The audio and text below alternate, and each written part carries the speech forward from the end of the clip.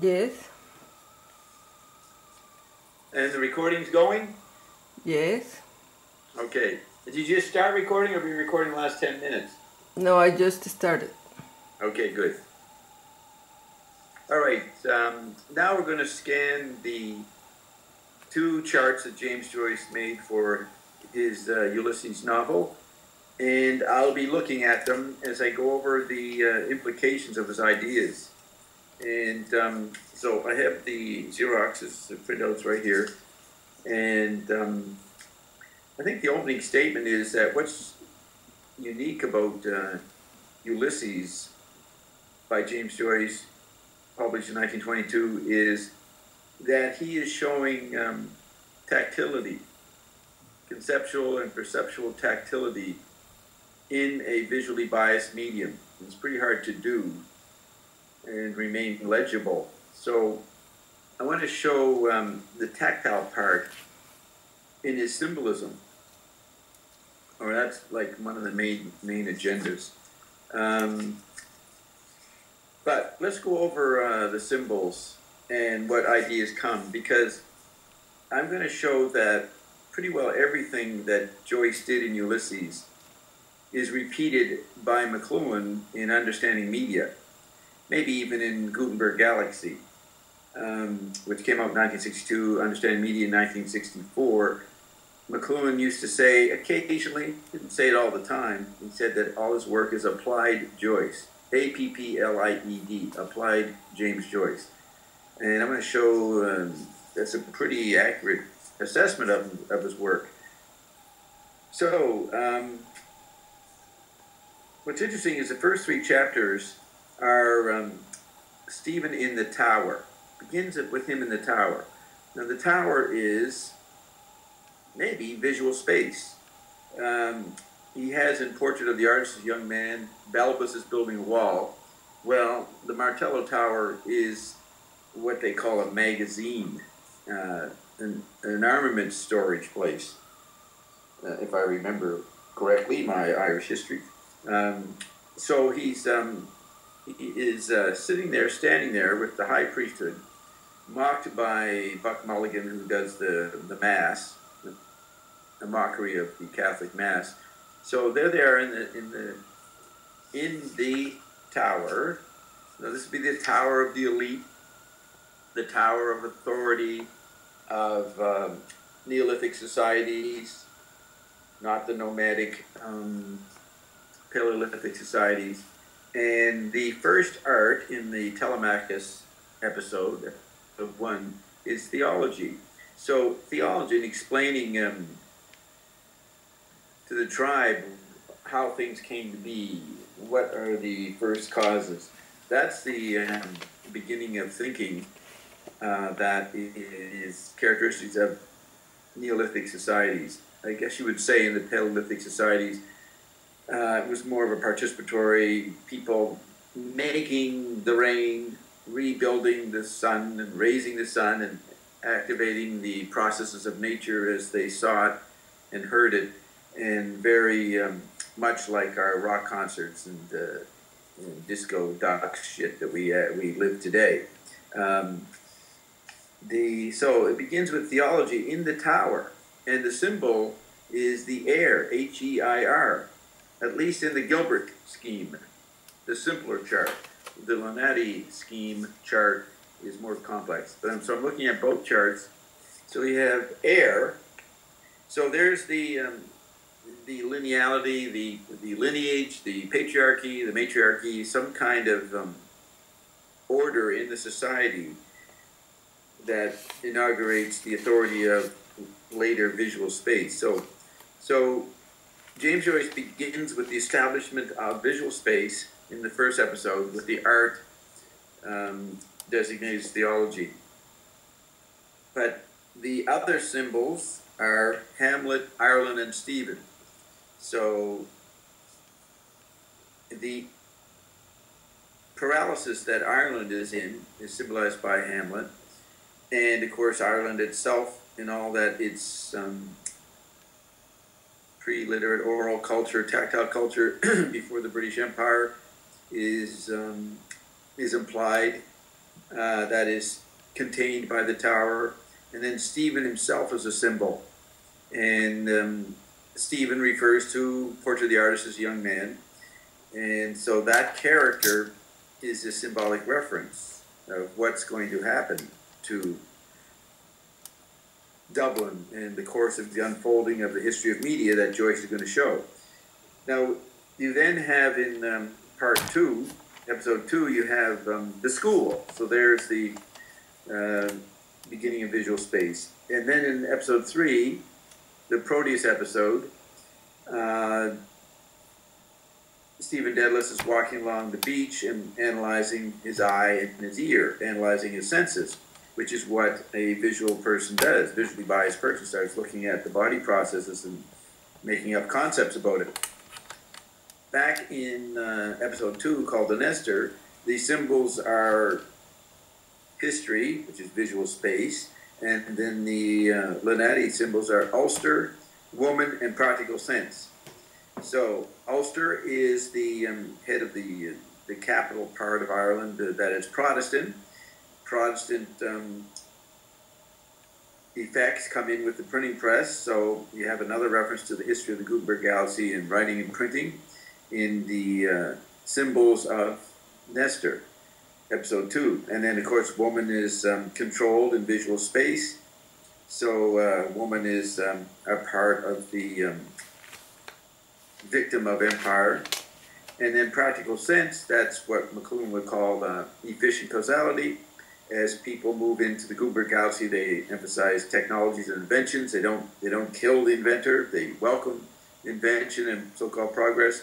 So what's called efficient causality, or the practical sense, is emphasized in episode 2, and with Ulster as a major symbol.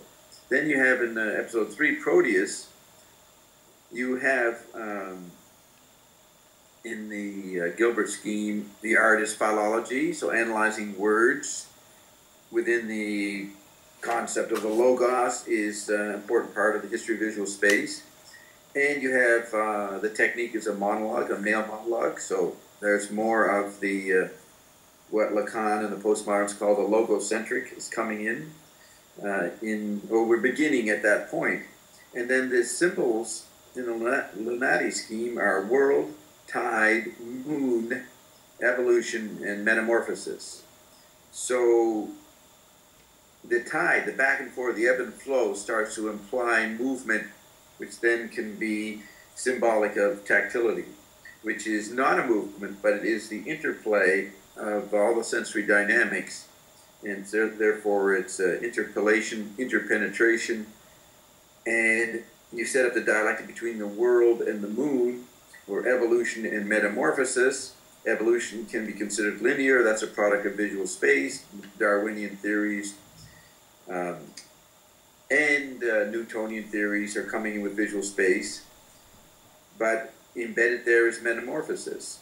So what's interesting is you could take a visually biased version of metamorphosis, which would be evolution, or you can take a pre-literate, pre-visually biased simultaneous interaction of sensory dynamics. That could be an interpretation of metamorphosis.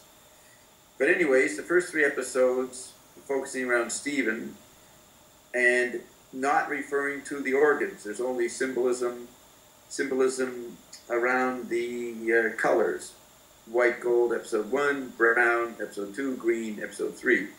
So you lay out this visual demarcation, visual space, and of course the soliloquy part under technique, they all have soliloquy emphasized, and narration, both visual biased situations.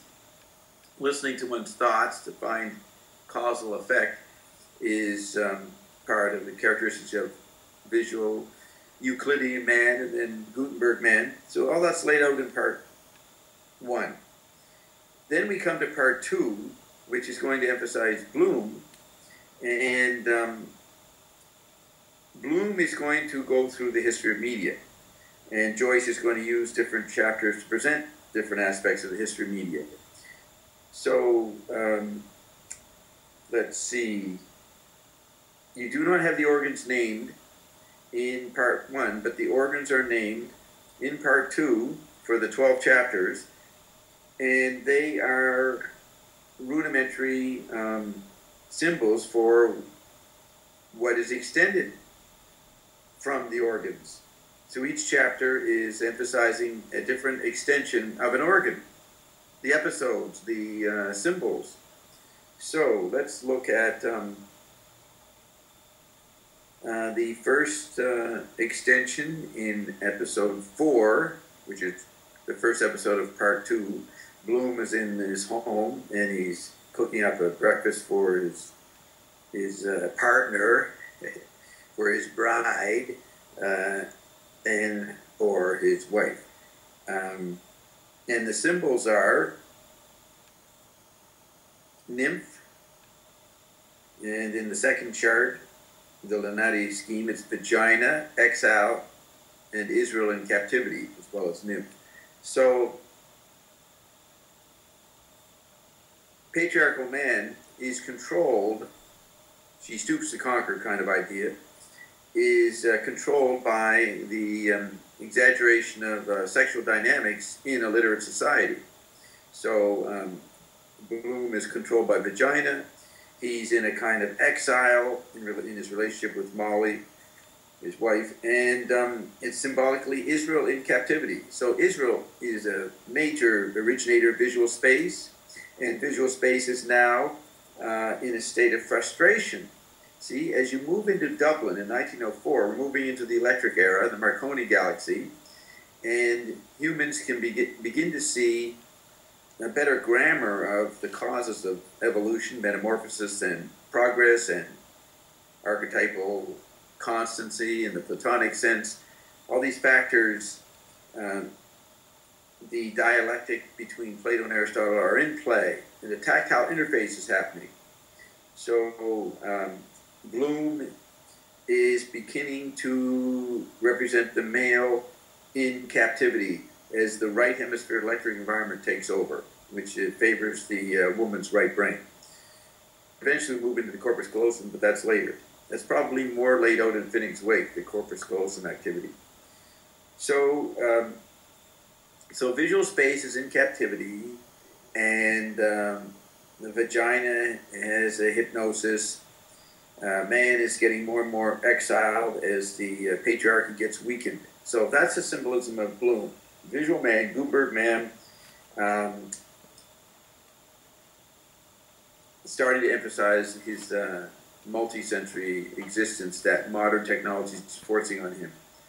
So the kidneys, let's see, the kidneys are extended in economics. The art in episode 4 is economics, which also refers to getting your house in order, household management.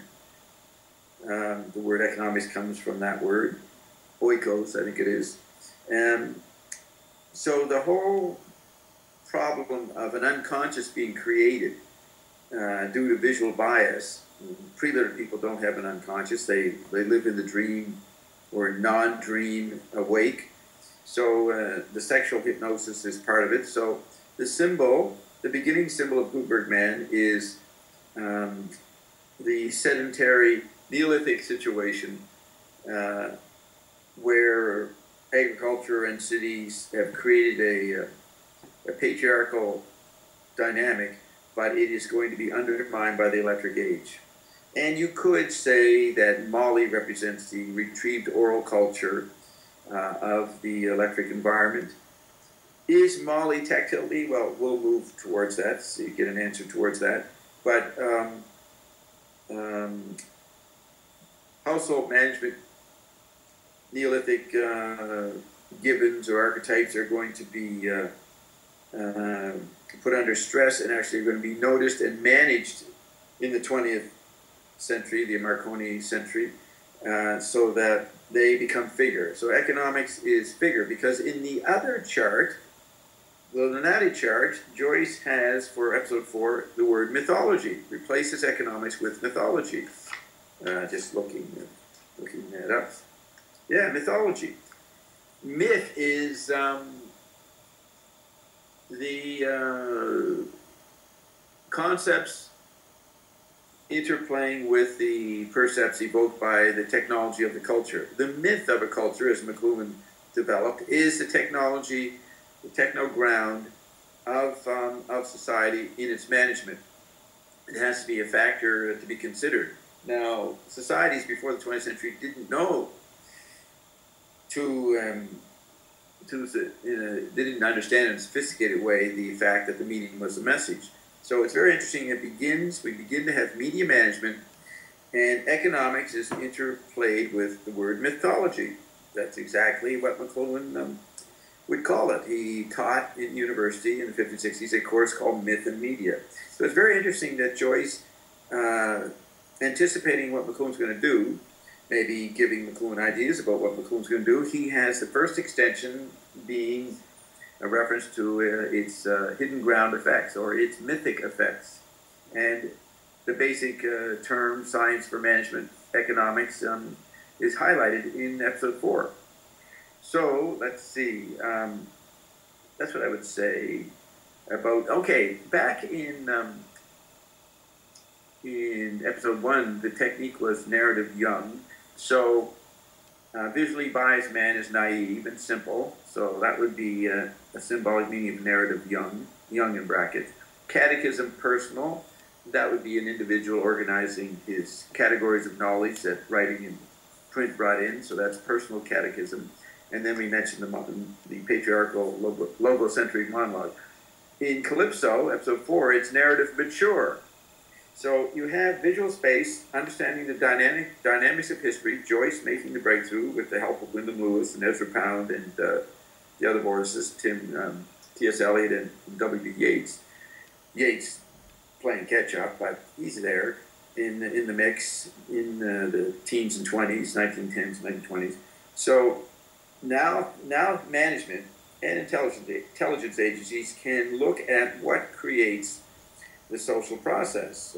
They can start to see the meaning as a message. So the narrative of understanding what's going on in society reaches a level of maturity that's implied here in episode 4. Now you go into episode 5, called, episode 4 was called Calypso, episode 5 is called The Lotus Eaters. You have, the scene is the bath, but in actuality, most of the chapter takes place in the church, and Bloom is observing the Catholic rituals. That's why the symbol is Eucharist, and in the Lineti scheme, it's the host, penis in the bath, froth, flour, drugs, castration, oats. Now, the chapter ends with Bloom anticipating what he'll be doing in the bath, and that's where it's described his body in the water of the bath and his penis floating in the bath, and then the references to flour, which refers to a letter that Bloom is written to Martha Clifford, I think her name is, and he's writing with the pseudonym Henry Flower.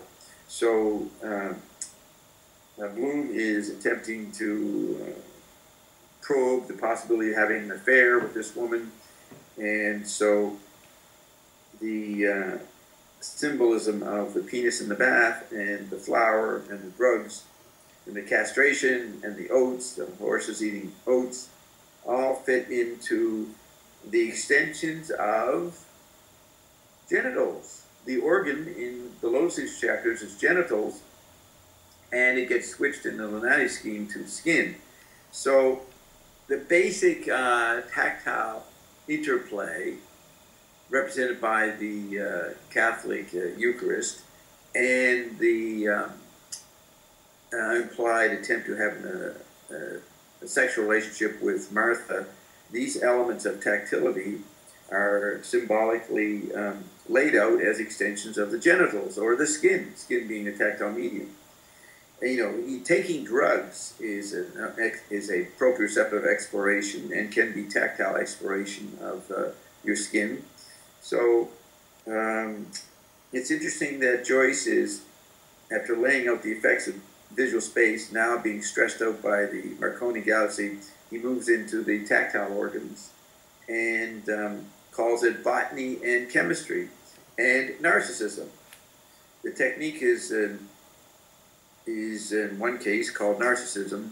In the other case, it is called, here's the other technique. For the Lotus Eaters chapter, it is chemistry. Isn't that interesting? After Calypso is mythology and economics, now we're getting into chemistry, which is the alternative art versus botany and chemistry in the Gilbert scheme. So the getting involved in the electric media, the Marconi galaxy, brings in narcissism, the self-absorption with visual categorization, thought processes, exploring the obsolete senses because you're moving into an electrified discarnate situation in McLuhan terms. So the body, the chemical body, it begins to be worship, and that is the new Eucharist or the new host.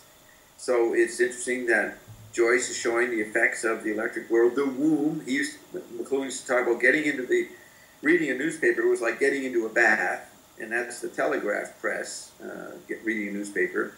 So not that Joyce means that the bath is an extension of the newspaper, but you have to think about how McLuhan is referring to Ulysses in his speech, in his poetic prose. There is symbolic coding going on here. So the analysis of the interior landscape that the electric age brought in with the microscope and beginning of analyzing the body as made up of a bag of chemicals, indicated by botany and chemistry. Botany is, started by Linnaeus, and that was at the peak of the Gutenberg galaxy where he started to categorize all the plants in nature. So you have this interplay between visual space science of botany interplaying with the new electric science of chemistry. And it's shown to be a tactile interplay in the Gilbert scheme, so it's botany / chemistry. But then in the Lineti scheme, the botany is dropped and you're in full-blown involved in the discarnate electric age, so chemistry becomes the content. Chemistry being more aligned with electric knowledge than botany, at least in style or in mode, media mode. So there it is, Joyce talking about as we move into the 1910s, 1920s, we're going to move into a narcissistic society. This was replayed during the Android meme phase from 1960 to 1990 with the famous me decade of the 1970s that Tom Wolfe, friend and student of Marsh McLuhan, coined.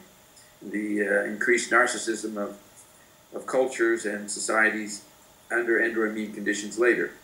I would say that Finnegan's Wake predicts the Android meme, not so much in Ulysses. Ulysses is explaining analog media, the effect of analog electric media. Finnegan's Wake is more aligned in its style and techniques for the digital flux. Okay, so host, penis in the bath, froth. You could say that the penis, part of narcissism is that the male patriarchic phallic symbol, the penis, now is in the electric bath. It's now being sloshed around by the right hemisphere, and the rise of the suffragettes and the women are threatening with castration the old patriarchal hegemony. Okay, so I'm not going to go into each one in detail. There might be more to be said, but let's move along here. We move into section 6, the graveyard, the burial, the art is religion. The organ is the heart, and the heart is the organ in both charts. I'm just checking that. The heart is, actually these papers distract me. If I wasn't using the papers, I'd remember it better, but yeah, there it is. Organ is heart in the Lineti scheme and also in the Gilbert. So what is the heart? The heart might be a symbol for basic human bonding, and death is the wrenching of that bonding, at least traditionally. So the symbolism for the extension of heart matters is the cemetery, the graveyard, the burial, and incubism. And there's different interpretations of incubism, but basically it's being possessed by a dark void. And remember, religion starts coming in as we know it in the beginning of the phonetic alphabet. They call it the, what is it called? The axle age? Axis? Forget. The Axle Age, when all the major religious figures, Buddha, Christ, Zoroaster, come in with the beginning of writing.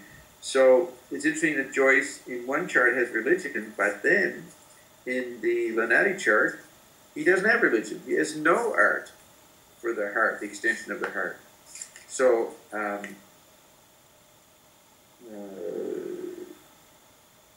he does have. So what was that? The organ, just a second. The art was rhetoric, but the art in Hades, no art in the Lineti scheme. But in the symbolic level, he has cemetery, sacred heart, the past, the unknown man, the unconscious, heart defect, relics, and heartbreak. All characteristics of visual space. Because, as McLuhan pointed out, and Joyce is teaching us here, and McLuhan makes conscious, is that the effect of visual space creates a sense of a historical track or the past, which creates a visually biased person who has an unconscious. And the unknown man would be the lurking of the realm of death and spirit, which has been split off from visual man, big break between so-called life and death areas, not so much in pre-literate man, they merge more. So here, Joyce is illustrating, when you emphasize the heart or emotions, remember, Ion points out that love is not an emotion, but visually biased man becomes very emotional, in the way McLuhan described it as vocal sentiment. So you have these effects of the printing press, of the dead zone, of the ruins caused by visual space. You know, the Romantic poets studied the ruins, and the poets before, the famous poem, Elegy, what was his name, Thomas Goldsmith, Oliver Goldsmith, forget his name, but the studying of ruins in the 1700s comes in, and that's the sense that visual space has separate man, put him into a dark death zone. As Ion says, the printing press inaugurates a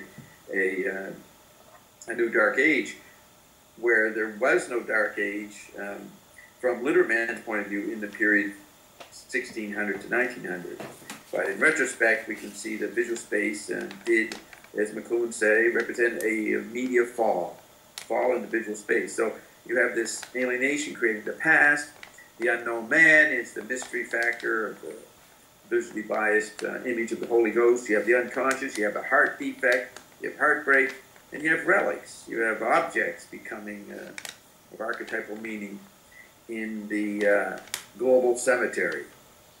And then a worship of the Sacred Heart. So you have Joyce listing the extension of the heart concept, which is an extension of visual space and the death zone, known as Hades. So that's pretty good inventory right there. So then we move into episode 7, the Aeolus episode, which is in the newspaper office, and now we're going to have a reference to the electric age again, the telegraph press. And this is, the organ is the lungs. So the lungs are extended by the newspaper, the winds of information, electric flow and 24/7 information overload and pattern recognition is coming in with the newspaper. And Joyce has, in his symbols, he has editor. That's the, what would you call that? That would be the actual monopoly of visual space by the new electric telegraph press. The a monad aspect. The conspiracy takes over. When you can control what people are reading in the newspaper in the global landscape, that smacks of conspiracy. As McLuhan said, conspiracy was made possible in the banking world in the beginning of the Gutenberg galaxy around the printing press. So the symbols for the Aeolus phase is machines. Now machines become bigger. That would be hardware machines, the Gutenberg technologies, the kinetic space machines, the extensions of kinetic space in the 1800s, is the content of the electric wind. The answer is blowing in the wind. So you have under symbols machines, wind, fame, kite, and then failed destinies. That's symbolized by stories and incidents in that chapter. And then you have the press and mutability. So mutability refers to the electric effect of the telegraph. That's tactility. Failed destinies is the end of visual space and visual empires. All the European empires start to get knocked out in the end. The oligarchic empires of royalty are knocked out in World War I. And this book is written after World War I. And so they are threatened by the electric global village and the electric global theater that's creeping up on people. And of course, more and more people are becoming famous in the electric press faster. The Andy Warhol theme of everybody becoming famous for 15 minutes, started to happen in the 20s. And the kite, what is that? The kite is flowing, flying, starting to have a global perspective with the newspaper. So you're flying above the agricultural and Neolithic and post-Neolithic environments, like a kite, and you're in the electric wind, and the machines are rising and falling, having their own failed destinies. The machinic environments are turned over, as you see in Understand Media. You get 27 media environments inventoried. So this speeds up in the 20th century. So there's Joyce making an inventory of effects of the newspaper. Isn't that neat? All McLuhan had to do was to really understand Ulysses and then just replay it with a slight update, and McLuhan becoming post-didactic with Phineas Wake. Let's see, what else to say about that? The art of rhetoric is taking over in the newspaper era. Rhetoric, which as an art had its last renaissance at the time of Shakespeare, falls under dialectic and Gutenberg literature and Newtonian science for a couple hundred years, and then comes back with the electric age. Rhetoric is retrieved and dialectic becomes weak. So let's leave it at that. So then we move into episode 8, and this is very interesting. Why does Joyce have art? Under technology, under the art column, he has architecture.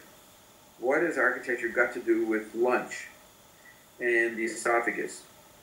So the organ for the Laestrygonians is the esophagus, and the extension of the mouth is the constable or the policeman.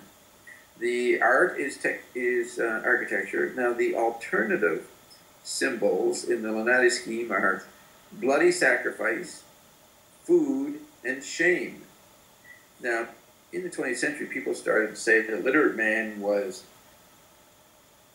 bothered by guilt, whereas tribal man engages in the affliction of shame. So bloody sacrifice, food, I think Joyce is suggesting that the architecture for the chemical body is the electric environment. And it's the police state has come in many levels of meaning of police state.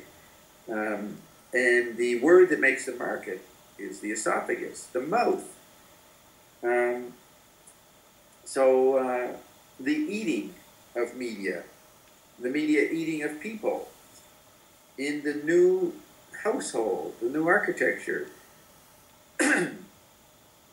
It can be implied by the bloody sacrifice. Of course, we see that in World War II. World War I has a lot of death, and you have even more outrageous death in the concentration camps. The bloody sacrifice of the chemical body. So the global mouth, the electronic vortex, is consuming all. And of course, the humans feel quite shameful about the unforeseen effects of technological progress, whereas food becomes a metaphor for not just your chemical body stomach, but your electric media stomachs that are going to unfold. So now note that Joyce is presenting the episodes of Odysseus's travel, 10-year wandering in the Mediterranean. The sequence of actual stories is not followed in Joyce's charts. The sequence is molded towards laying out the transition from the Gutenberg galaxy to the Marconi galaxy. So you have the Aeolus episode happening after the Hades episode, and the Hades episode, it comes out of Ulysses being stranded in Circe's island, and Circe is the one who gets Ulysses to go into Hades and consult the spirits. And that happens after the Aeolus situation, if I recall right. Let's see. That's right. Ulysses or Odysseus, he lands on the territory of Aeolus. Aeolus takes the dangerous winds that were buffeting Odysseus all over the Mediterranean, puts them in a bag, and the men, Odysseus and his crew, end up right in view of Ithaca, almost home, but the crew, the sailors with Odysseus, think that the bag of winds, they think it's a bag of treasure. They don't know what's in the bag. So they open the bag when Odysseus isn't looking, and it unleashes all the winds that Aeolus had trapped in the bag, and the boat is blown back to lost again in the Mediterranean. That's where they, I think, end up on the Circe's island. It's interesting that Joyce has the graveyard, the effect of visual space, and then he brings in the newspaper, and then he brings in the eating of each other on the information level and on the physical level, the violence of tribal warfare that comes into the 20th century. It's William Burroughs' Naked Lunch. So that's appropriate to have Westrogonians happen after the newspaper Aeolus episode. But what happens to literature? So did I say enough? I said enough on the Aeolus episode, the bloody sacrifice, the food and shame, and the Westrogonians, episode 8. Now we move to episode 9, Scylla and Charybdis. This is really interesting because now you have the ground of dialectic, visual space, logic, and science being buffeted around in the electric age, so that there are lots of spirals and lots of dialectics, and visual space becomes the figure and has a Baroque spiral of exaggeration. And so you have the technique is dialectic, the art is literature, more books published than any time during the Gutenberg era, and there are six dialectics. You have Hamlet and Shakespeare, this is in the Lineti chart, Christ and Socrates, London and Stratford, scholasticism versus mysticism, Plato versus Aristotle, and youth versus maturity. Now, youth becomes a factor in the electric age, beginning in the 20s. Youth becomes part of the economy. And note that the technique in the episode 9, Scylla and Charybdis, is dialectic, but the alternative in the Lineti scheme, the technique is, what is it?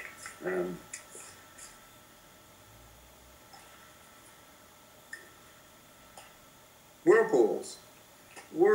Remember, Scylla and Charybdis. Scylla is a big rock, and Charybdis is a whirlpool, dangerous whirlpool, or a maelstrom, and Odysseus has to navigate between them. He leans toward going by Scylla more than the whirlpool. But how can dialectic become a whirlpool? In the Gilbert chart, the technique is dialectic, but in the Lineti scheme is whirlpool. Whirlpool is a visualization of the spiraling of the dialectic sped up and subject to electric tactility. So the visualization of dialectic is easy during the Newtonian era, but when we get into Einsteinian physics and quantum mechanics, the dialectic of particle and wave becomes a blur, because the hidden ground is electric extension of tactility. So that's why dialectic becomes whirlpool, and indicating that Joyce knows of what he speaks, of the effects. And he has all the dialectics, you know, between culture, Hamlet versus Shakespeare, religion, Christ versus Socrates, mysticism or esoteric wisdom, that's scholasticism versus mysticism. He has the new sacred city, London, having a dialectic and antagonism with the rural areas, Stratford, the towns. You have youth versus maturity, the generational crisis, the 1920s, the lost generation. And you have Plato versus Aristotle. You have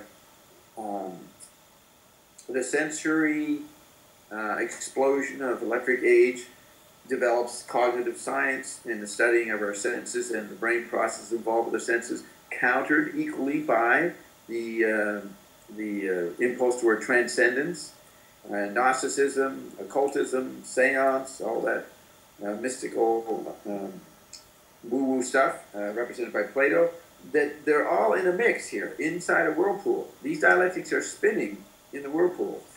And, of course, the organ is the brain, which is a very tactile medium, tactile organ. So the extension of the central nervous system, which McLuhan laid out, is accurately termed and indicated by the technique called whirlpools.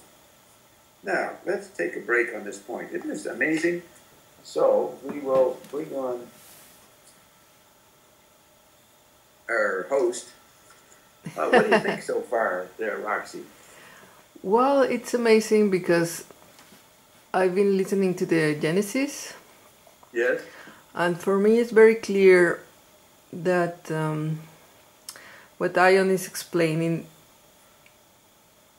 how the different chemistries, yes, created different bodies, and then you added from this vortex tradition your view of media, how medias extend the senses and the perception, but you go beyond McLuhan because you make this link of the hidden ground, of this chemistry changing, and the environment. It's like all these three aspects are linked, and we were not aware of that.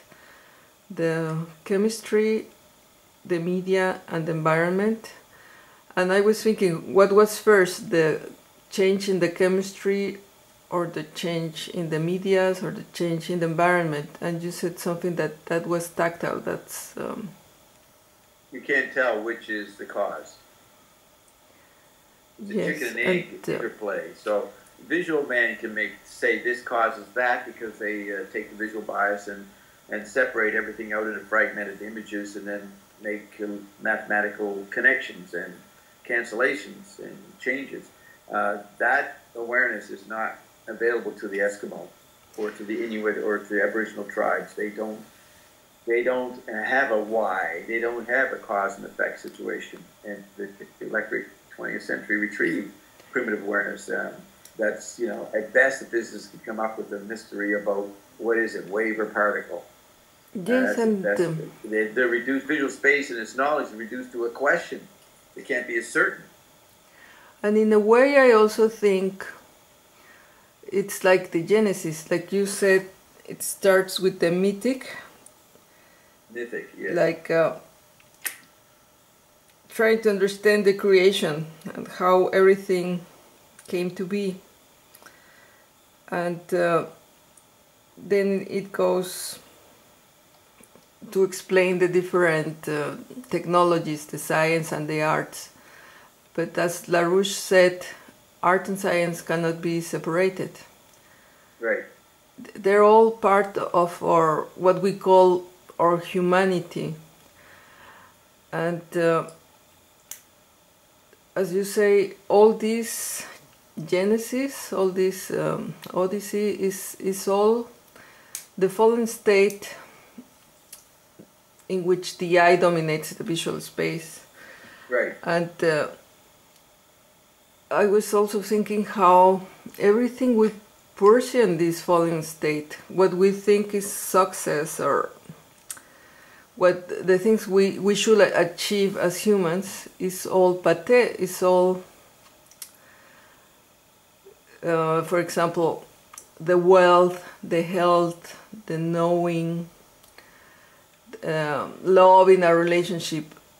It's all putting your power outside yourself and trying to be completed with things you get from the outside.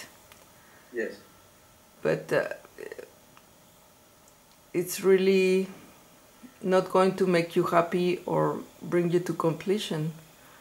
It's right. McLuhan called this the explicit technology. Visual space, beginning with Neolithic man, extends itself until you have, I think it was the phrase, explicit technology as opposed to implicit.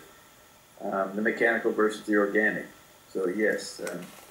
And another thing I was thinking about through the vanishing point, how McLuhan makes this metanoia of perception and how it changes with the different medias through history. Yes. But I was thinking, if we had a different body, and Ion explains, for example, the sixth body is the separation of hydrogen and oxygen, and then the last body is salt and light, and he explains the other bodies too, like the first one is heaven and earth, and I will suggest that people listen to the Genesis to understand this.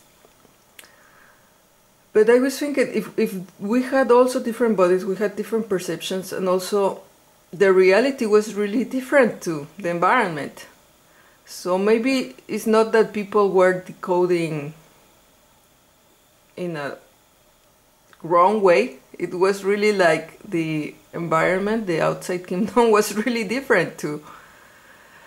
And then there was another thing I was thinking when you were talking about the Dark Ages. Ion said the fallen state is the separation of day and night. Ascended people doesn't experience night. So all the fallen state is a dark age because we have the night. Yeah, the famous line Joyce wrote, history is a nightmare from which I'm trying to awake. History is a nightmare. Yes, and these are aspects that it's like Joyce is explaining all these things maybe with a little more detail, all these Genesis that Ion is explaining in Genesis. He goes more into the chemistry and how we put the power outside, which I won't tell. You have to listen to yourself. Right. Roxy's referring to the series that Carol and I did with Ion called Genesis. Ion actually pronounced it Genesee, I think. So we go through the early verses and chapters of Genesis, and that's a 3-part recording. So it's about 15 hours, 4 or 5 hours each part, 3 parts. Genesis. Okay, thanks for that. I won't say anything about that anymore right now. Maybe later we can bring up these themes of the bodies as laid out by Ion in Genesis. But now I'm going to go. We've done the first 9 chapters, and there's another 9. So we took a break at halftime. we've listened to Roxy pontificate, and we will try to incorporate that in our subsequent mumblings. So I will take this off. Are you ready? Yes. Okay. Okay, so I want to add. I forgot to mention during the Aeolus episode 7. What's interesting is that the alternative techniques in the Lineti chart are in Telemachus dialogue for 3 and 4, narration and soliloquy. Episode 2, dialogue for 2, narration and soliloquy. Proteus, episode 3 is just soliloquy. Calypso, episode 4 is dialogue for 2 and soliloquy. Lotus Eaters is dialogue, prayer, and soliloquy. The Hades, chapter 6, is dialogue and narration. Now, so you notice, it is dialogue, narration, and soliloquy. The ratios between them is laid out in each section, each episode. When you get to chapter 7, the newspaper chapter, the Aeolus episode, we're now moving into media metaphors. No longer do you have this, the technique of verbal and written interaction. You are moved to environmental actions. And in the Aeolus chapter, what's striking for those that first read it in 1922 and subsequent years was these headlines, scattered throughout the narration. And what was that? Well, it turned out to be Joyce was pointing out the headline environment of the telegraphies of the electrified newspaper world. So that was the beginning.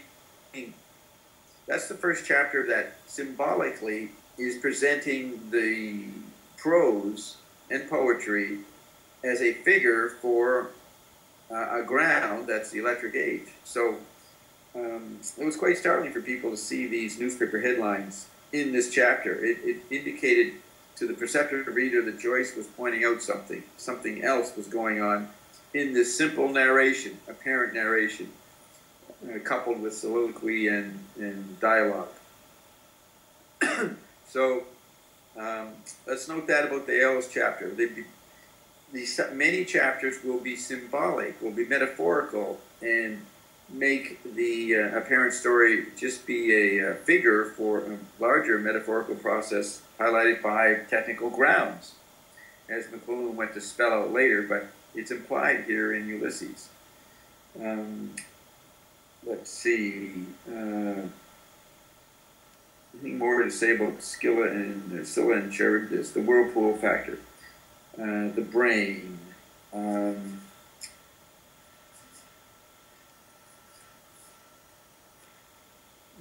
Yes, here it is under meaning. I haven't done meaning and referred to that, but we may get to that, may not. But I just want to point out the meaning for the literature scene that takes place in the library is the double-edged sword.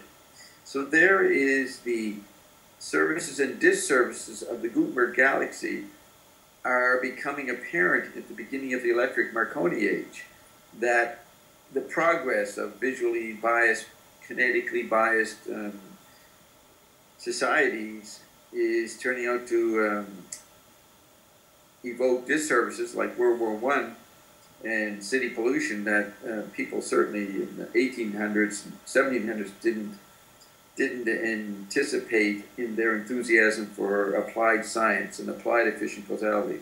So it's interesting that Joyce is pointing out the meaning of the literature phase of the novel. He calls it the double-edged sword. It's not double-edged, E-D-G-E-D, it's E-D-G-E. The double-edged sword is a very appropriate awareness and metaphor for what's unfolding in the library inside a modern electric environment. So then you go to episode 10, the Wandering Rocks episode.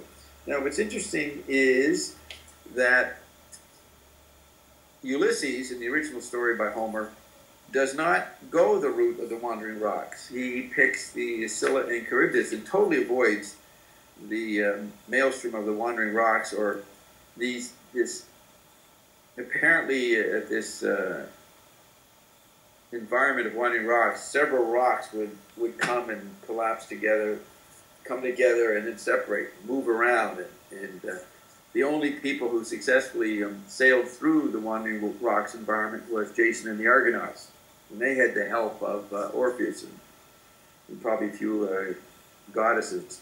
So, so here it is, Joyce, James Joyce, is highlighting the wandering rocks. He's adding, he's cheating, he's improvising, he's adding a factor in his book that is not spelled out in Homer. And so what is it? It is, the wandering rocks represent the streets.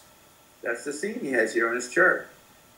And the symbol is the citizens, and the art is mechanics, and the technique is labyrinth. That's all in the Gilbert chart, but in the Lineti chart, you have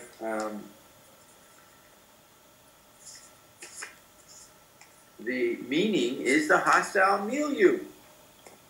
And when you look at the people that the characters in Dublin around Leopold Bloom's life, who they reflect in the characters in Homer's epic, the Odyssey, you see in chapter 10, there's no reference to anybody. No reference to Telemachus or Ulysses or Aeolus or Antiphates or Scylla and Antonu and Proserpina and Cerberus and Tiresias, many people named in the Hades graveyard section, Ajax, Agamemnon, Hercules, Prometheus, Sisyphus, Orion, Laertes, Eurypyle, all these people that are laid out in the Lineti chart. What does he have in the Wandering Rocks? Not one person, other than he has to have Ulysses there, but the people indicated in the Lineti scheme for episode 10, Wandering Rocks, is objects, places, forces. And the meaning is titled The Hostile Milieu. Joyce is bringing in the technological ground, the environmental forces that humans do not understand or intuit until the 20th century. So the media become characters in Ulysses, in Joyce's Ulysses. So that's incredible. And the color is, in the Gilbert scheme, is no color, but in the Lineti scheme, it's a rainbow. It's the whole spectrum of mechanical inventions. Remember, the technique is mechanics in both charts, and the organ is blood, the circulation, as Coker writes about a lot, the digital flow and circulation of all the media environments in the Android meme. Well, we've got the spectrum, visual spectrum of everything, the rainbow, and then you have the organ is the circulating blood. So in the streets, the citizens and the mechanics, and he has, for the technique of the Wandering Rock section, labyrinth. And then that's in the Gilbert scheme. But then you go to the Lineti scheme, the alternative or supplementary technique is shifting labyrinth between two shores. Look at that. Shifting labyrinth. That's tactility. You got two shores, and you got an interplay between them. So it's not just a visual mapped out labyrinth as you see in the Gilbert schema. It is a movement, a labyrinth in Baroque spiral mode. Another image of what can't be imaged, tactility. So look at that. Why would, he's talking in the first chapters about dialogue, narration, and soliloquy, but the technique in the later chapters, as you move into media ecology, is shifting labyrinth between two shores. Now, what are the symbols? The symbol in the Wandering Rocks was the citizens in motion in the streets. And the chapter features all kinds of different people wandering around Dublin and what their encounters are, and also the simultaneity of their encounters, showing the electric simultaneity versus the linear kinetic progress. Directional movement is linear. So the alternative or supplementing symbols for the wandering rocks is Caesar, Christ, errors, homonyms, synchronisms, and resemblances. In other words, the definite dialectic and antagonism of dialectic in the Gutenberg era now is merging in the electric age. It becomes bigger, and left, right, and center become interchangeable and also more fanatic and cartoon-like in their attempting to keep their hardened political categories going. But they're inside a shifting labyrinth of electric information that is a new kind of blood that's spoiling the categories. So isn't it interesting? He has Caesar, and I guess Christ can refer to Christianity, you know, the Roman Empire, the Church Empire, the Catholic Church. Caesar and Christ merge. Errors, more and more errors are being perceived in the Marconi era, because the Gutenberg precision is not as possible anymore when you're inside a whirlpool of shifting labyrinth between two shores. And the two shores are not only tactility, but the figures of hardened dialectics. And then you have the homonyms and the synchronisms and the resemblances. So spy versus spy, as they show in Mad Magazine, or Tweedledee and Tweedledum, which more and more people are aware of over the last 50 years in politics.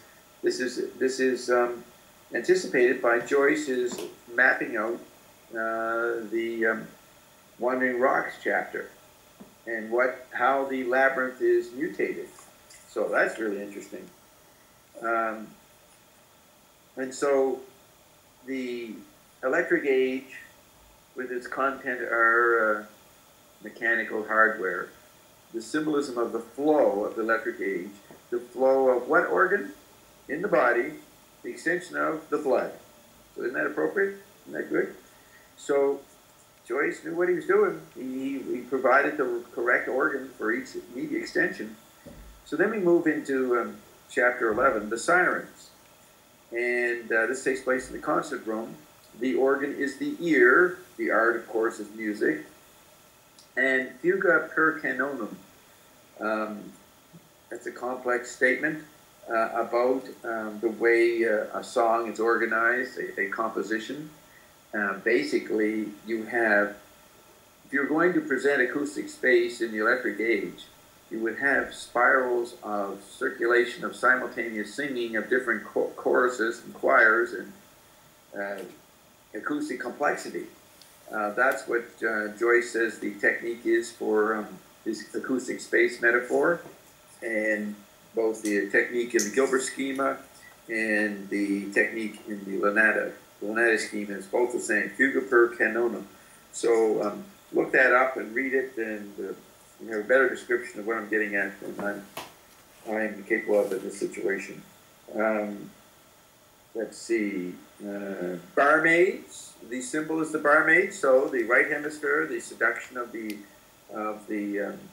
electrified software environment is taking over. Bloom, and of course this is the chapter when Molly's having her affair with Blazes Boylan.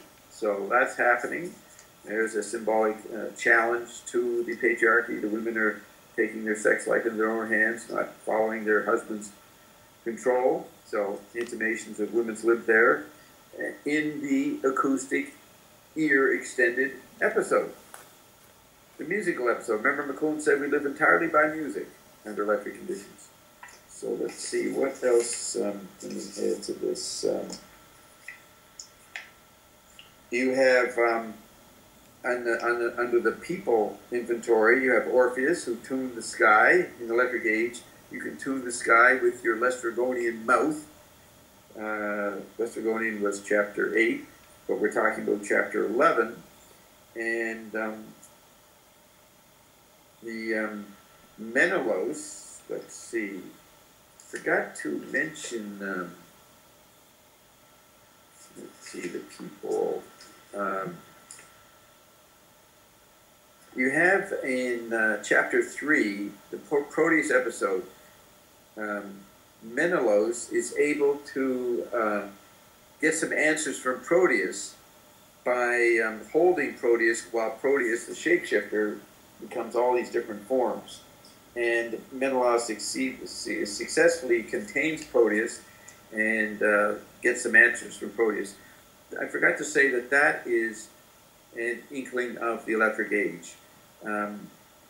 The changes that were inevitable under technological developments in the Gutenberg phase can become orchestrated in the new software ground. So it's symbolic. In the chapter which refers to philology as the art, there's a new kind of word analysis if you look at the new technologies as word and subject to grammatical control by squeezing the endless change of technological invention. That's symbolized in episode 3. Now in episode 11, the Sirens episode, Menelaus is listed along with Orpheus. You have Ulysses, Orpheus, Menelaus, and the Argonauts. So it's very interesting that Joyce has these characters, Orpheus and Menelaus, and indicating the new way of controlling visual space through musical orchestration, what in the meaning column is called the sweet deceit. The sweet deceit. So the deceit of the Electric Age, sabotaging Gutenberg man. Gutenberg man doesn't understand the effects and therefore loses its expertise in cultural control. So that's my projection there, the sweet deceit through music.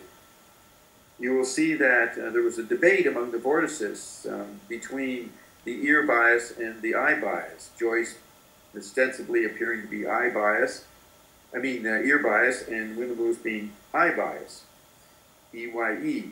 So the battle between eye and ear is being shown here in chapter 11, Sirens, and you will see it in chapter 13 in the Nausicaa chapter, which emphasizes painting.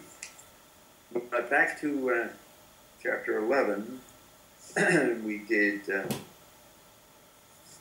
oh yes, the symbols in that chapter are barmaids, but the alternative or supplementary symbols are promises, the female, sounds, and embellishments.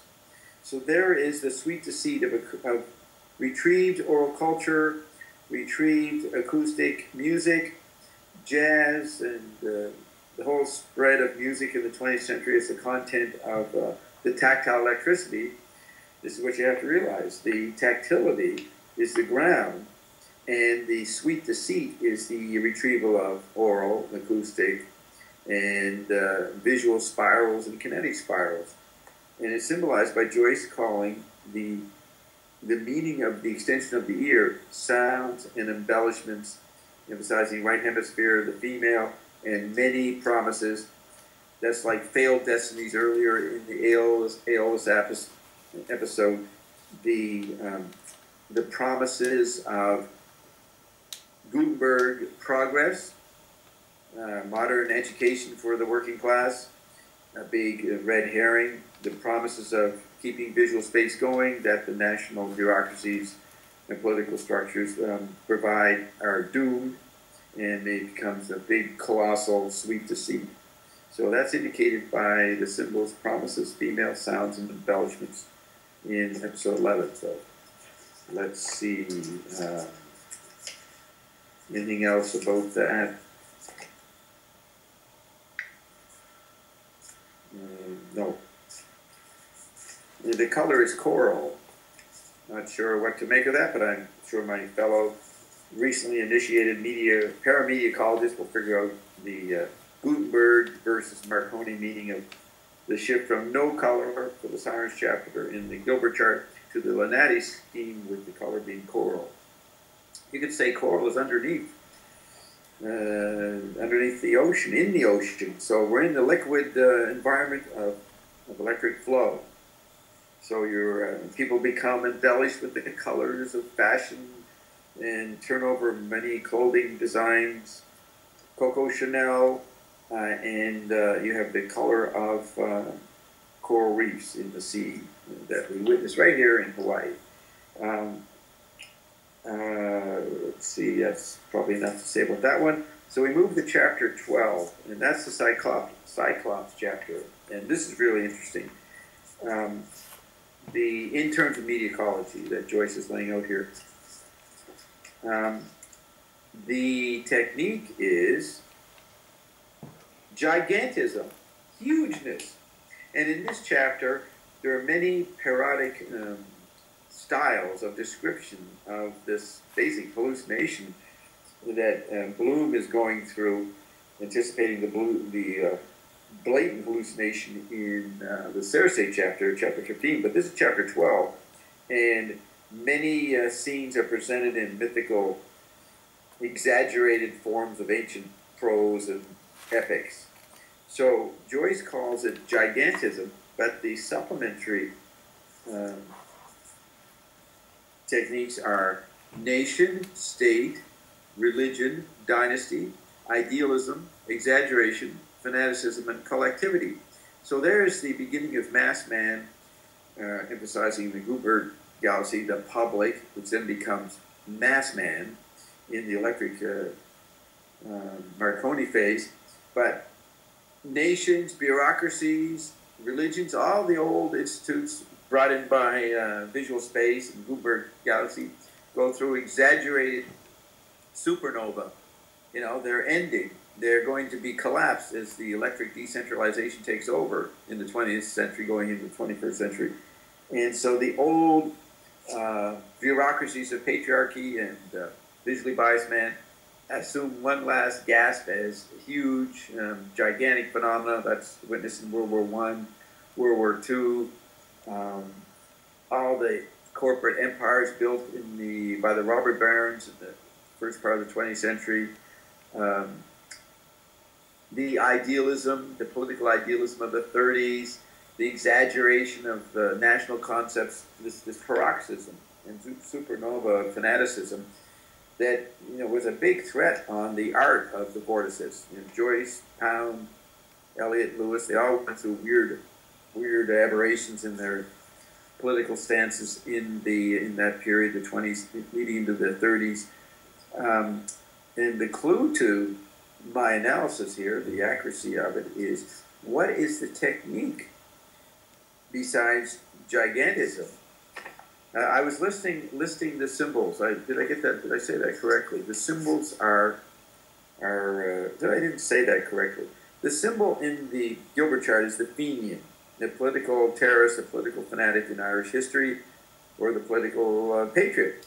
But the Fenian is up against gigantic situations, and the Fenian is the Gilbert symbol, but the alternative symbol is nation, state, religion, dynasty, idealism, exaggeration, fanaticism, and collectivity.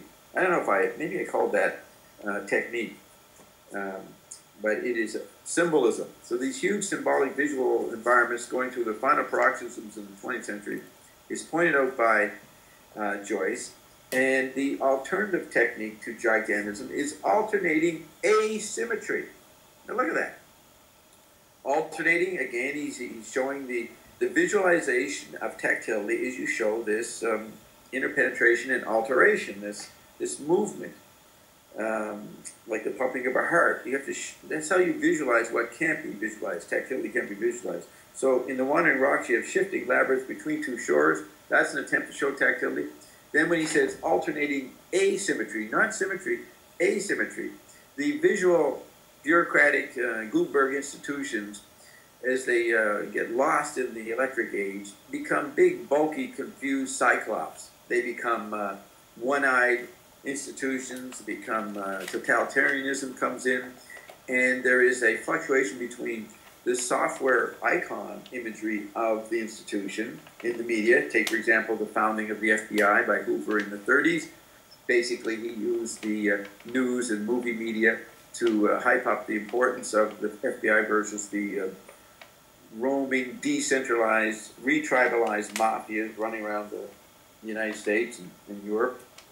So the asymmetry of visual space institutions in the new electric vortex leads to confusion and alternation. And it's why would Joyce have alternating asymmetry? Where is that indicated in the actual chapter, other than the disproportion between the presentation of the scenarios in the tavern, versus this huge dog and these huge cartoon stories of figures. Yes, visually the stories and the prose metaphors are asymmetrical, but it's alternating. The important point is alternating. And that includes the alternating of motion and kinetic space as a part of this synesthetic, complete interplay of all the senses inside the extension of electric extension of tactility. So isn't that interesting that Joyce has gigantism and then alternating asymmetry as the techniques? And what is extended? The organ is the muscle. In the simple chart, Gilbert schema, it's muscle, but in the Lineti scheme, it expands to muscles and bones. So the kinetic apparatus of our body, which is extended in the mechanical phase, leading to huge environments, and then subject to the storm, the idealism, exaggeration, fanaticism, and collectivity of the electric age, well represented as an extension of muscles and bones. Basically, kinetic space, which succeeds visual space in the industrial era of the 1800s, is highlighted here in the Cyclops chapter. And of course, this is way down in the sequence of stories that Joyce is referring to in the Odyssey, and the Cyclops story happens way early in the Homer epic, but is way down chapter 12 in the Elysian, because there's a media order, a mediacology to the symbolism of each Homeric episode positioned properly, appropriately, proportionally in the right place in the sequence of episodes. So is there anything else to say about that? Politics. Remember, the art is politics. Remember McLuhan saying that many of the artists got lost in the politics of the 30s. It's almost like Joyce is predicting the fate of what will come to his fellow vorticists and other art movements, you know, the futurists, the Dadaists, the constructivists, the surrealists. All these guys are swept up in the storm of electric politics and iconography in the 30s.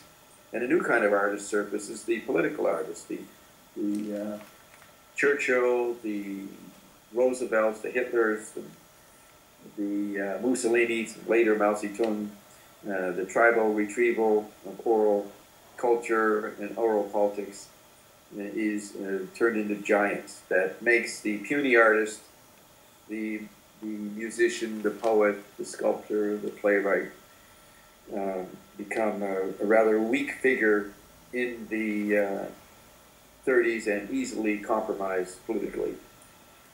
As some people say of T.S. Eliot, Ezra Pound, and Wyndham Lewis. Not so much James Joyce. You know, you could, though his apathy in political matters, the Marxists and socialists and even Nazis would detest Joyce's political apathy. But that led Joyce into a media ecological perspective that McLuhan replayed and applied. So we're looking at, I think that's pretty well for the Cyclops episode.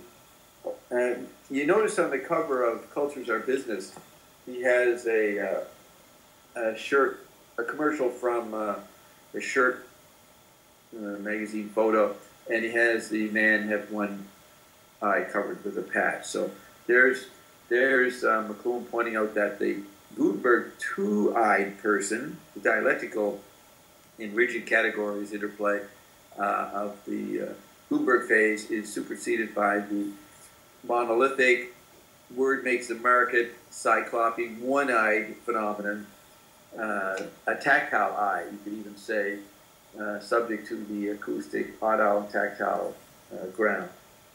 So Cyclops is appropriate to be positioned there after the wandering rocks and the sirens and the Scylla and Charybdis and the Laestrygonians. So you come into chapter 13, Nausicaa, who was the daughter of king and queen who successfully helped Odysseus get out of his problem and send him on his way home to Ithaca near the end of the book. So Nausicaa is an extension of the eye and the nose it's very, visual people, McLuhan said, visually biased people have very weak smells, but they're actually irritated by smells. They find it shocking, smelly environments, so smell is diminished in the eyeball Gutenberg phase. Because remember, the art in this chapter is the painting. But what is the action? The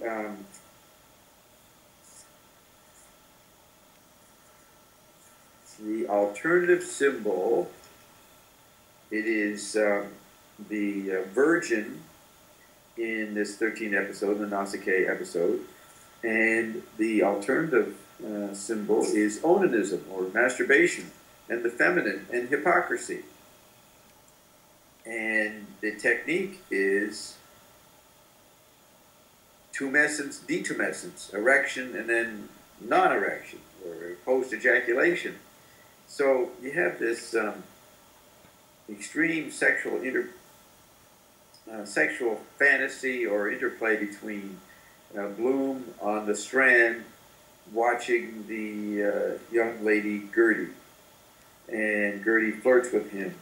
So supposedly she's a virgin, and what is the art? Painting. And let's see, the meaning. The meaning of that is the projected mirage. So visual space, or the great painting of the 1920s, is a wonderful replay of visual space, final distortion of visual space.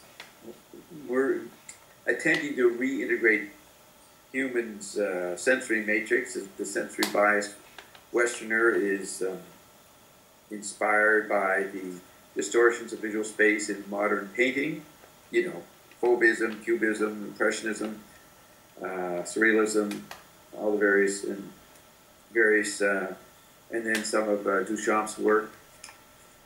So the meaning is of this retrieval of visual space inside the electric environment, in other words, the tactile eye, is the projected mirage. So the projected mirage, when it comes down to sexual matters, is the feminine and the hypocrisy and the myth of virginity, I guess, and the onanism surrounding all of that. And so what is the alternative to tumescence to detumescence as a technique is retrogressive progression.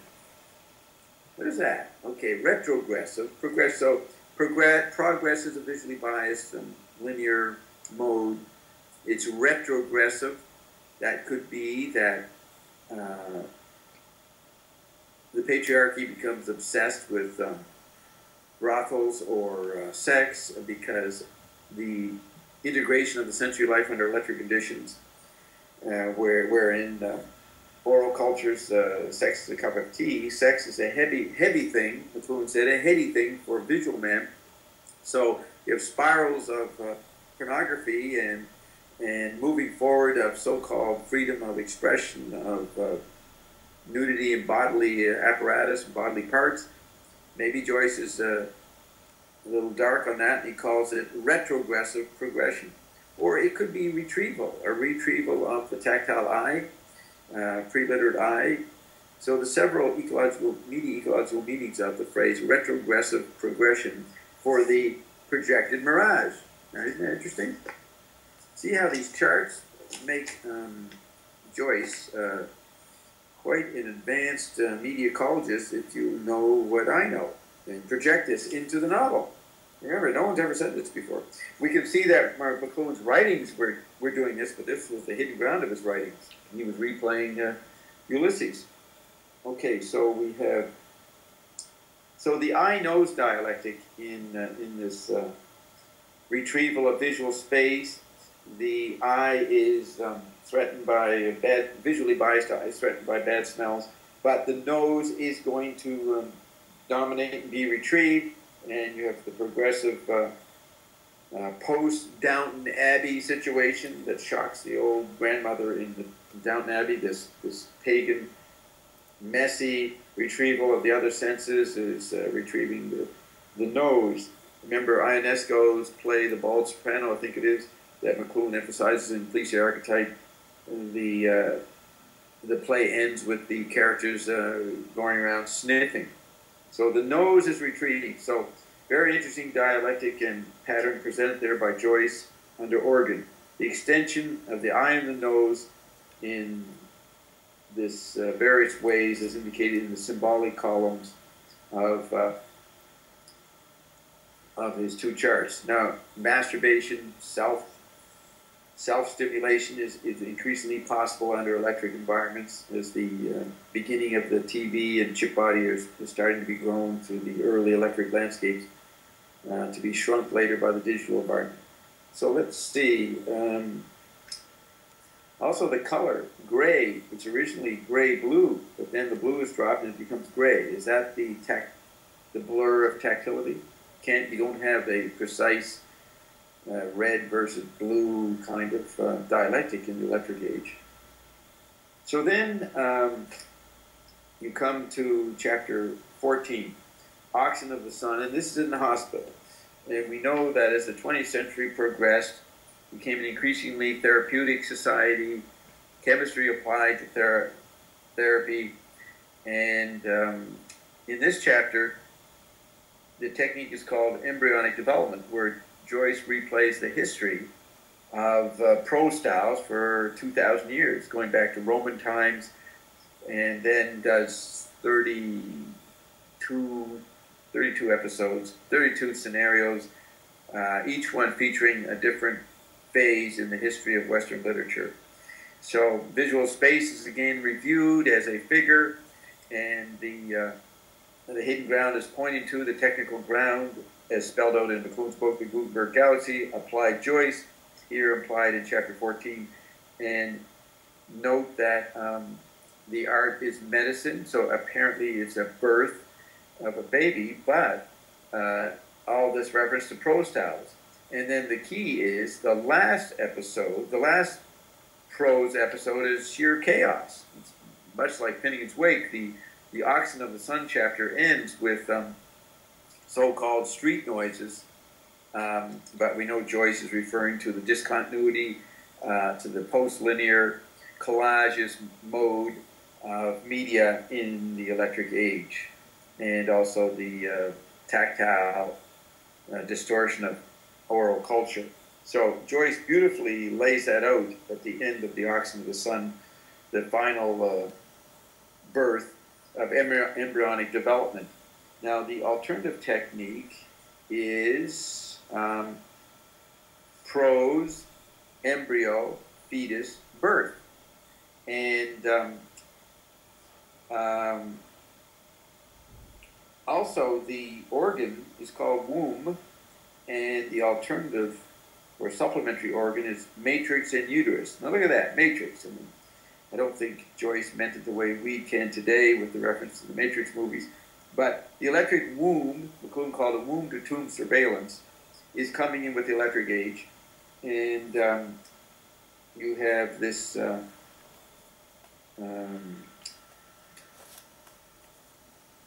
prose subject to change, or a new kind of prose, in other words, the embryo, and then the fetus and the birth of first the history of prose through the Gutenberg Galaxy, 2,000 years, but then you have the birth of the Joycean style of writing, indicated in the 30-second parody, or 30-second phase. And it also anticipates the extreme Finneganese.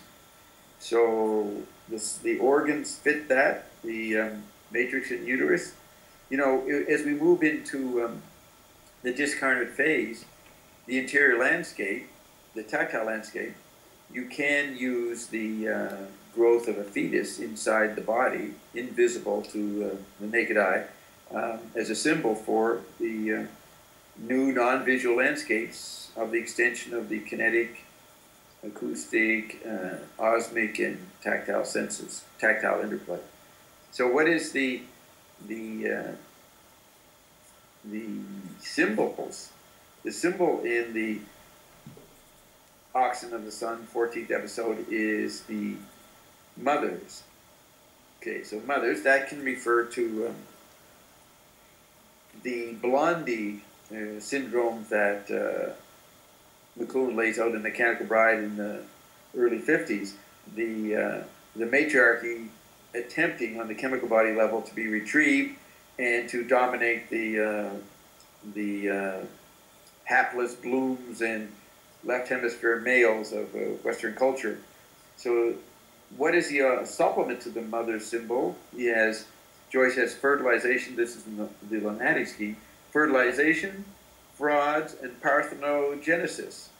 So there's the creation and fertilization of new post-chemical body realities, the mothering of new kind of environments. They're all pseudo-environments from the literate perspective. They're all frauds. And the literate man is outraged at the retrieval of blatant advertising, propaganda, political propaganda, the iconography of the electric media. The literate man finds this very fraudulent. And when I talked to James Joyce through the Evergreens, he pointed it out.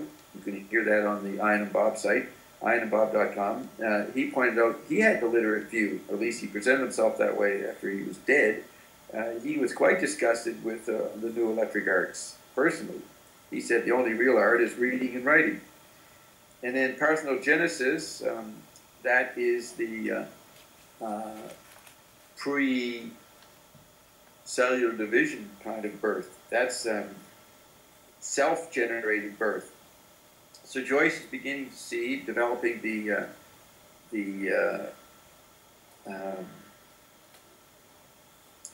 narcissism. Narcissism in episode 5. The increasing narcissism of the chemical body, creating its own complementary responses and sensory ratios into the new discarnate landscape. A lot of self-creation through modern media. We see it in exaggeration now, in extremists, in YouTubes and in Web 2.0. So Joyce is anticipating that with his term parthenogenesis. Let's see. Cersei. Of course, the scene is the brothel, and Jean Genet described the world as a brothel under 20th century conditions, the whole world. And McLuhan thought that was a crude image, but McLuhan wrote about it in Understanding Media. Jean Genet's metaphor of the world as brothel. The brothel without walls is not the title of the chapter in Understanding Media. But wait a minute, sorry, I got mixed up there. I jumped to Cersei. The scene is the hospital. So, episode 14, the scene is a hospital, the Therapeutic Society, we mentioned that. Medicine is the art, but when it goes into the Lineti scheme, the art is changed to physics. Why physics? Interesting. Visual space, exaggerated in the physics sciences, is a content inside the electric hospital. So the meaning for that is, for that episode, 14, Oxen and Sun, is the eternal herds. What is that? Is that like mass man? The eternal sperm? Eternal embryos? Eternal birth? Very interesting that he says the meaning of this episode is the eternal herds. Could that be media as crowd dynamics? Media as extensions of the crowd effect of speech, creating the social monster, the herd effect. Many literate individuals object to that, not so much in pre-literate societies. The eternal herds. See, there's a media meaning there for chapter 14. So let's see. It replaces medicine. Physics replaces medicine. Medicine goes down to Cyclops. We go from 14 back to chapter 12. The new art for the Cyclops is the dropping of politics and replaced by surgery. And politics does become surgery as you get into the brain trust effect of the 1930s political institutions, and Joyce writes about the brain trust in Finnegan's Wake. So that would be governed by committee that McLuhan talked about. So it's Keynesian economics. The old problem of who gets what for what, debt and profit. The society under Keynesian economics allows one to go into debt, allows to make the public own money. Money becomes public property. So even if you have a good understanding of media ecology like I have, you can even project into why Joyce changes medicine to surgery. It's all part of the unfolding, the embryonic development of the Marconi world, with the replay of Gutenberg visual space and kinetic space as the figure, outlined by the statement prose, embryo, fetus, birth. You know, books are maybe the medium of parthenogenesis in the electric Marconi world. It's like people can start writing anything. It's no longer constitutive. It doesn't mold people. It doesn't mold media or societies. So you can start making up crap in your letters to the editor. Okay, so of course that's replayed by the Android meme in extremist by multiple identities people have in their email lives and their Facebook lives. So okay, so then we go to episode 15, the Cersei episode, and I started talking about the brothel. Sorry, I jumped ahead, but the brothel was a good symbol of the electric age, and the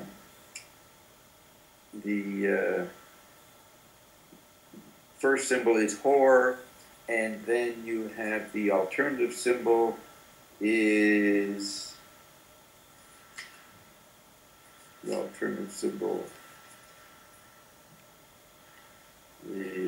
what?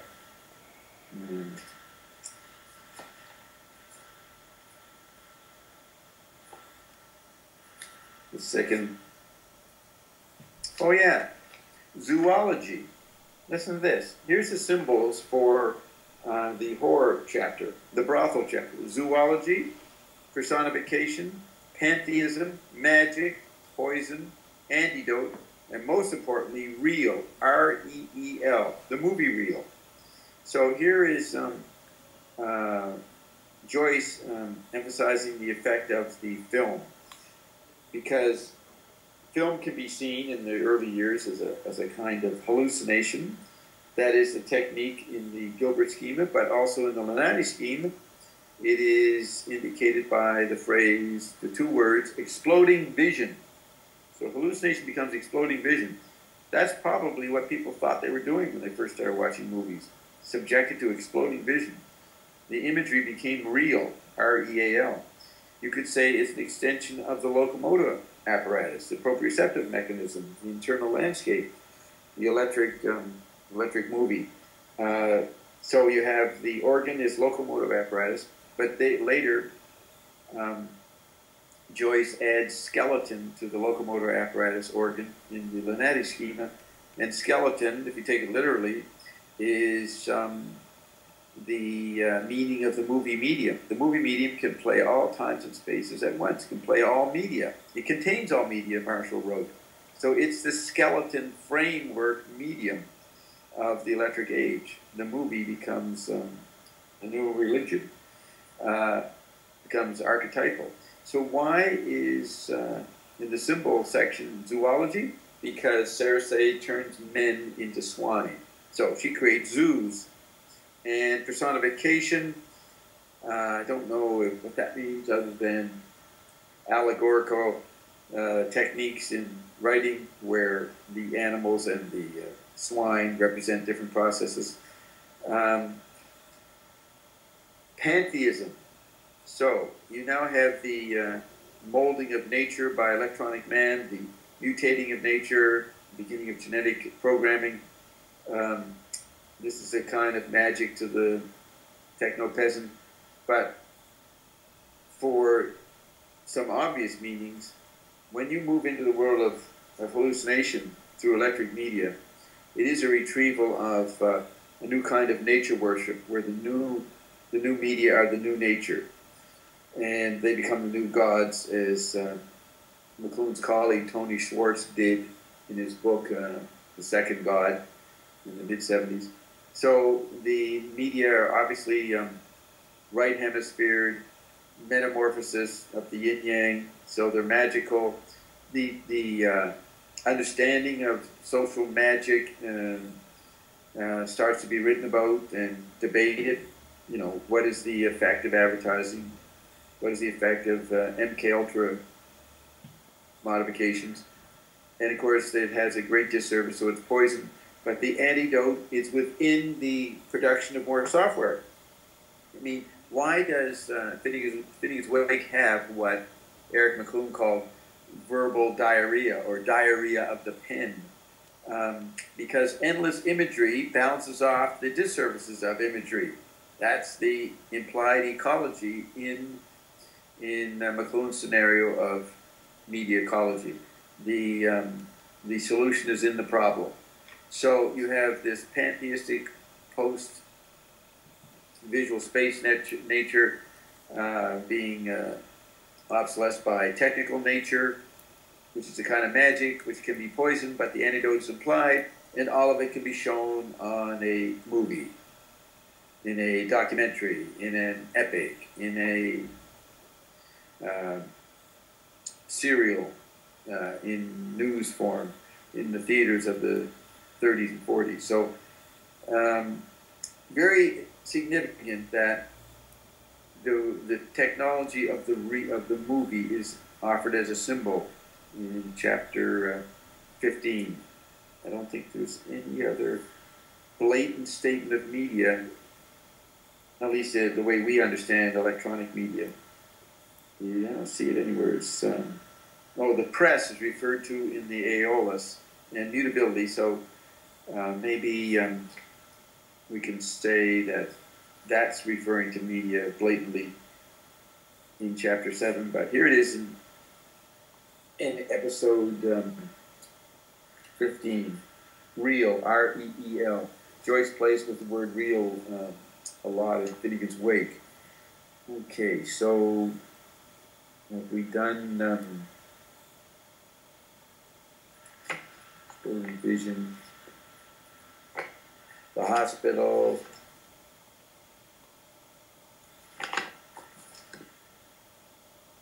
Okay, that's enough of that.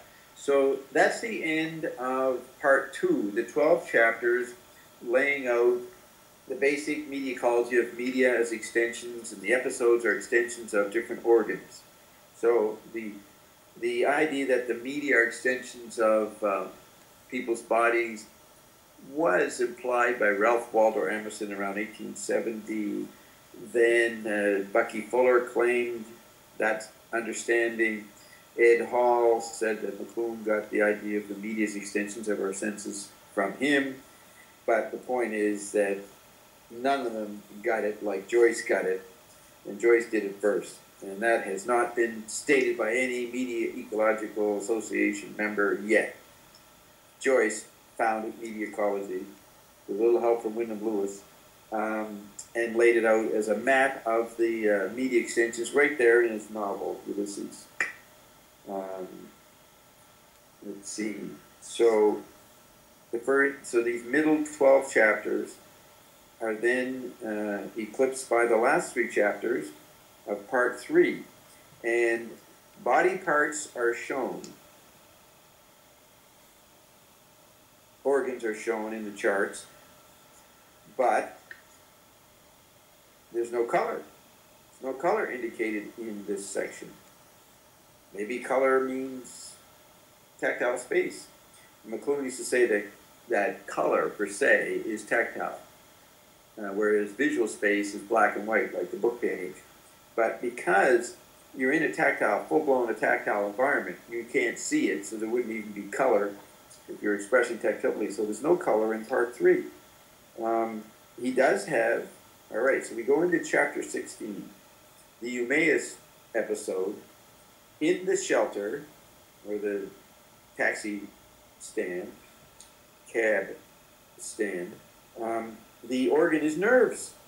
Look at that, right there. The extension of the central nervous system, the nerves. We're into full-blown interior landscape in part 3. and the symbol is sailors. And let's see, there is no alternative symbol in this part 3. So chapter 16, the Eumaeus chapter, the only symbol is sailors, and that's like McLuhan's idea that electronic man is a cosmic skin diver.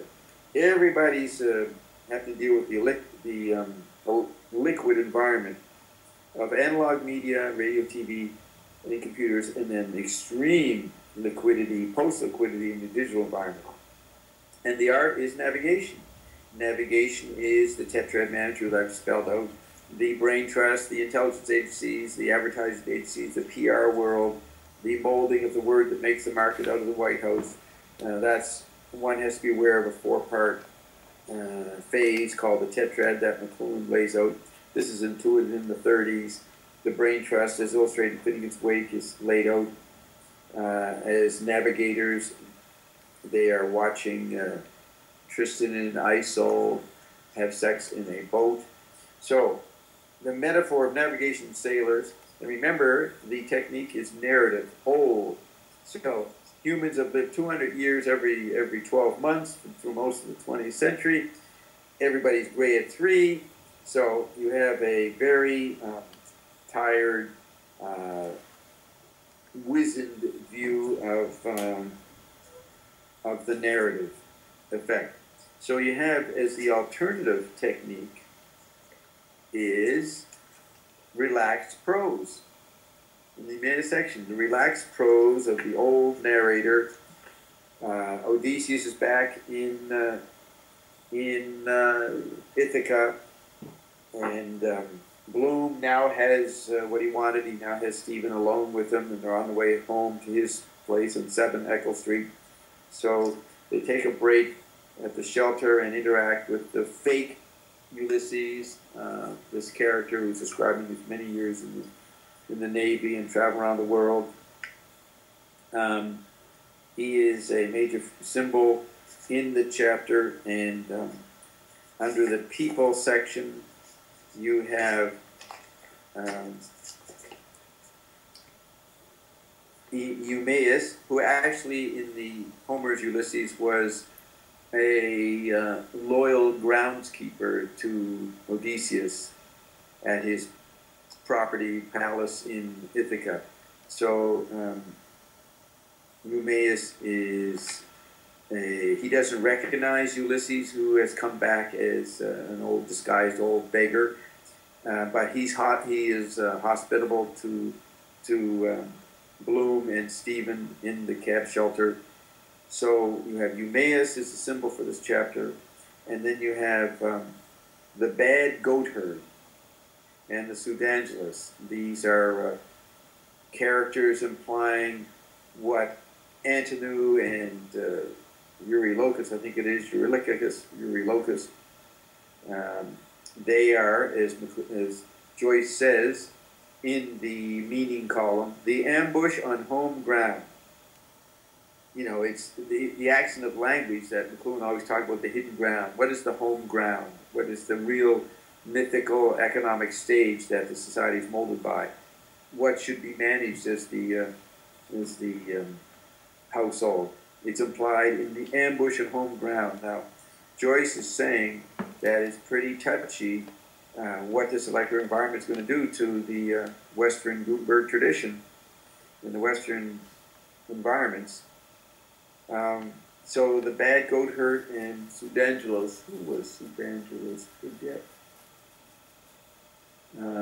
I think Pseudangelus is the figure for the storytelling, exaggerating, lying sailor, and the bad goatherd refers to the shelter, the coffee shop atmosphere. Is the bad goatherd is the host.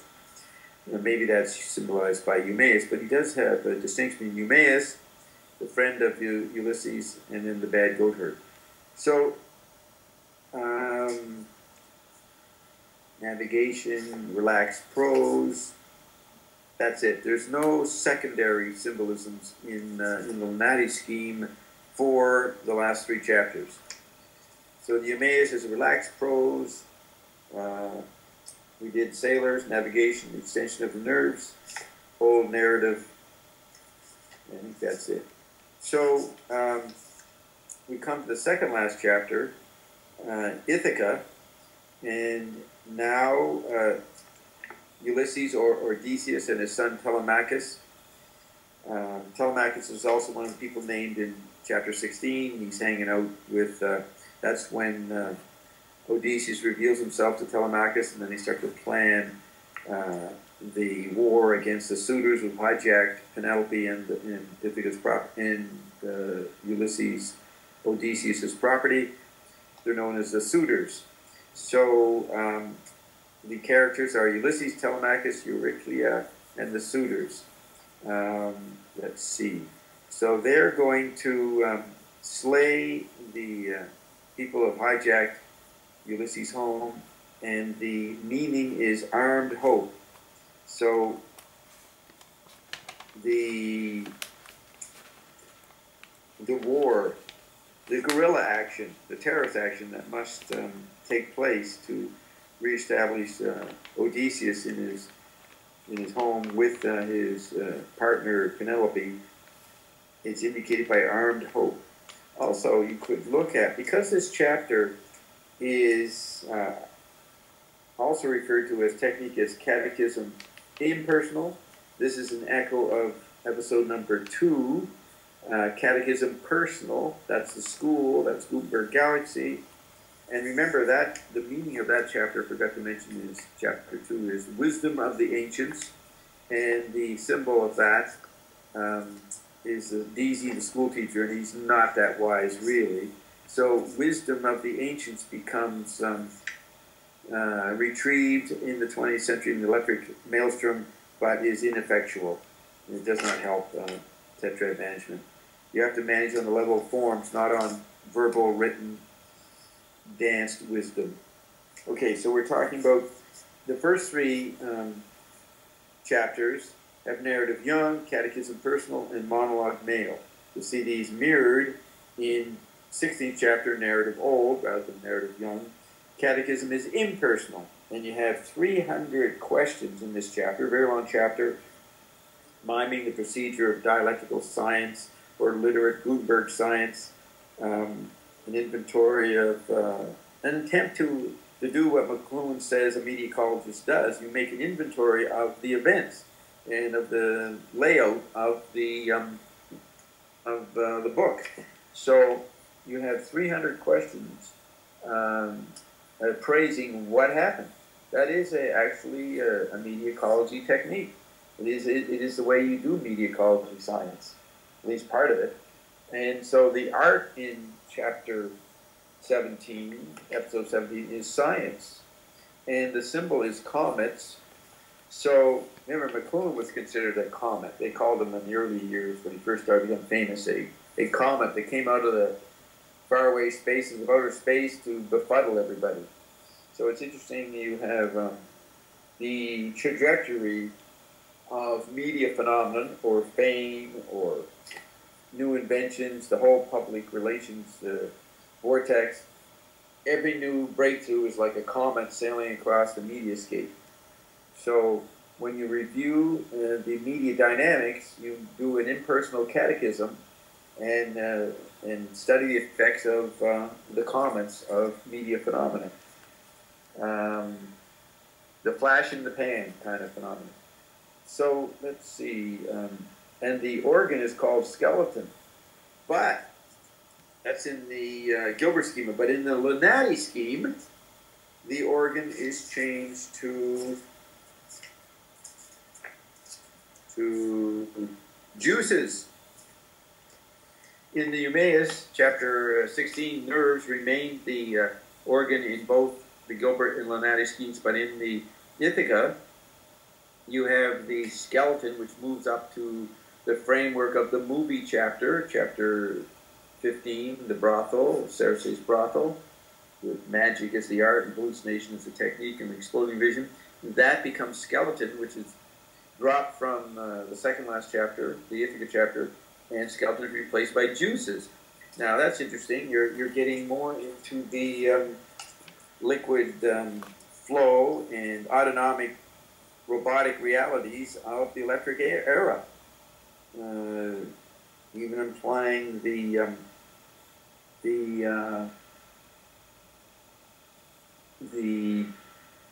digestive system spelled out in Burroughs' Naked Lunch, and McLuhan highlighting and also pointing out that we live inside our stomachs and the juices of the stomachs and the everybody eating everybody as information environments. The Lestrygonians, the lunch. The architecture is of the electric age is the extension of the proprioceptive and autonomic nervous systems, the juices. So that's very appropriate that Joyce changes skeleton to juices or Joyces. And what's the technique? Besides catechism and personal, the supplementary techniques are dialogue. That's the reviewing of events by Stephen and Bloom at 7 Eccles Street, Bloom's home. And the style is pacified style, and it leads to fusion. Now, is that the dream of science? Is science trying to fuse the argument between the parts of the Logos to create a, who's that guy? E.O. Wilson in Harvard. He's attempting to synthesize all of knowledge to make a unified fusion, you know, like the theory of everything. Many disciplines are attempting that. That's the monad version of the generalist, and the dream of Gutenberg galaxy is fusion. So this is implied in chapter 17 in the dialogue between Bloom and Stephen. They become friends or associates. And note, it's a pacified style. The science, when the Gutenberg press came in, rhetoric was dropped, and flamboyant prose, and then a more mathematical, refined, and equitone prose came in, a pacified style, maybe the way you describe the prose of science, the technobabble of science. Let's see, so what else is there?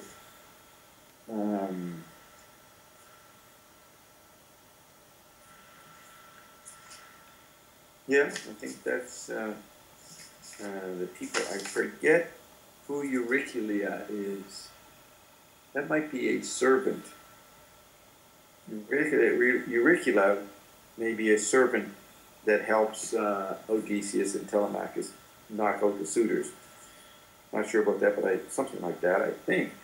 Okay, so we then move into the final chapter, and it's titled Penelope. So the matriarchy has been retrieved and taken over, but it's a matriarchy under stress. As long as it's limited to the chemical body, it can't. The matriarchy cannot control the children, the teenagers running amok as disembodied spirits with their analog media, and then later the digital media. So the technique, okay, so the organ is the flesh. The scene is the bed, it's eternity, the electric eternity that McLuhan talked about, the end of history, or linear progress. The organ is flesh, the symbol is earth, quite comprehensive, the whole thing, the whole body, at least visually, the whole earth visually. And the technique is a female monologue with no art. Art as a Gutenberg phenomenon is superseded. And you have the tetrad managers taking over and modulating, massaging the global theater just as a mother would, or a woman might, or a right hemisphere would.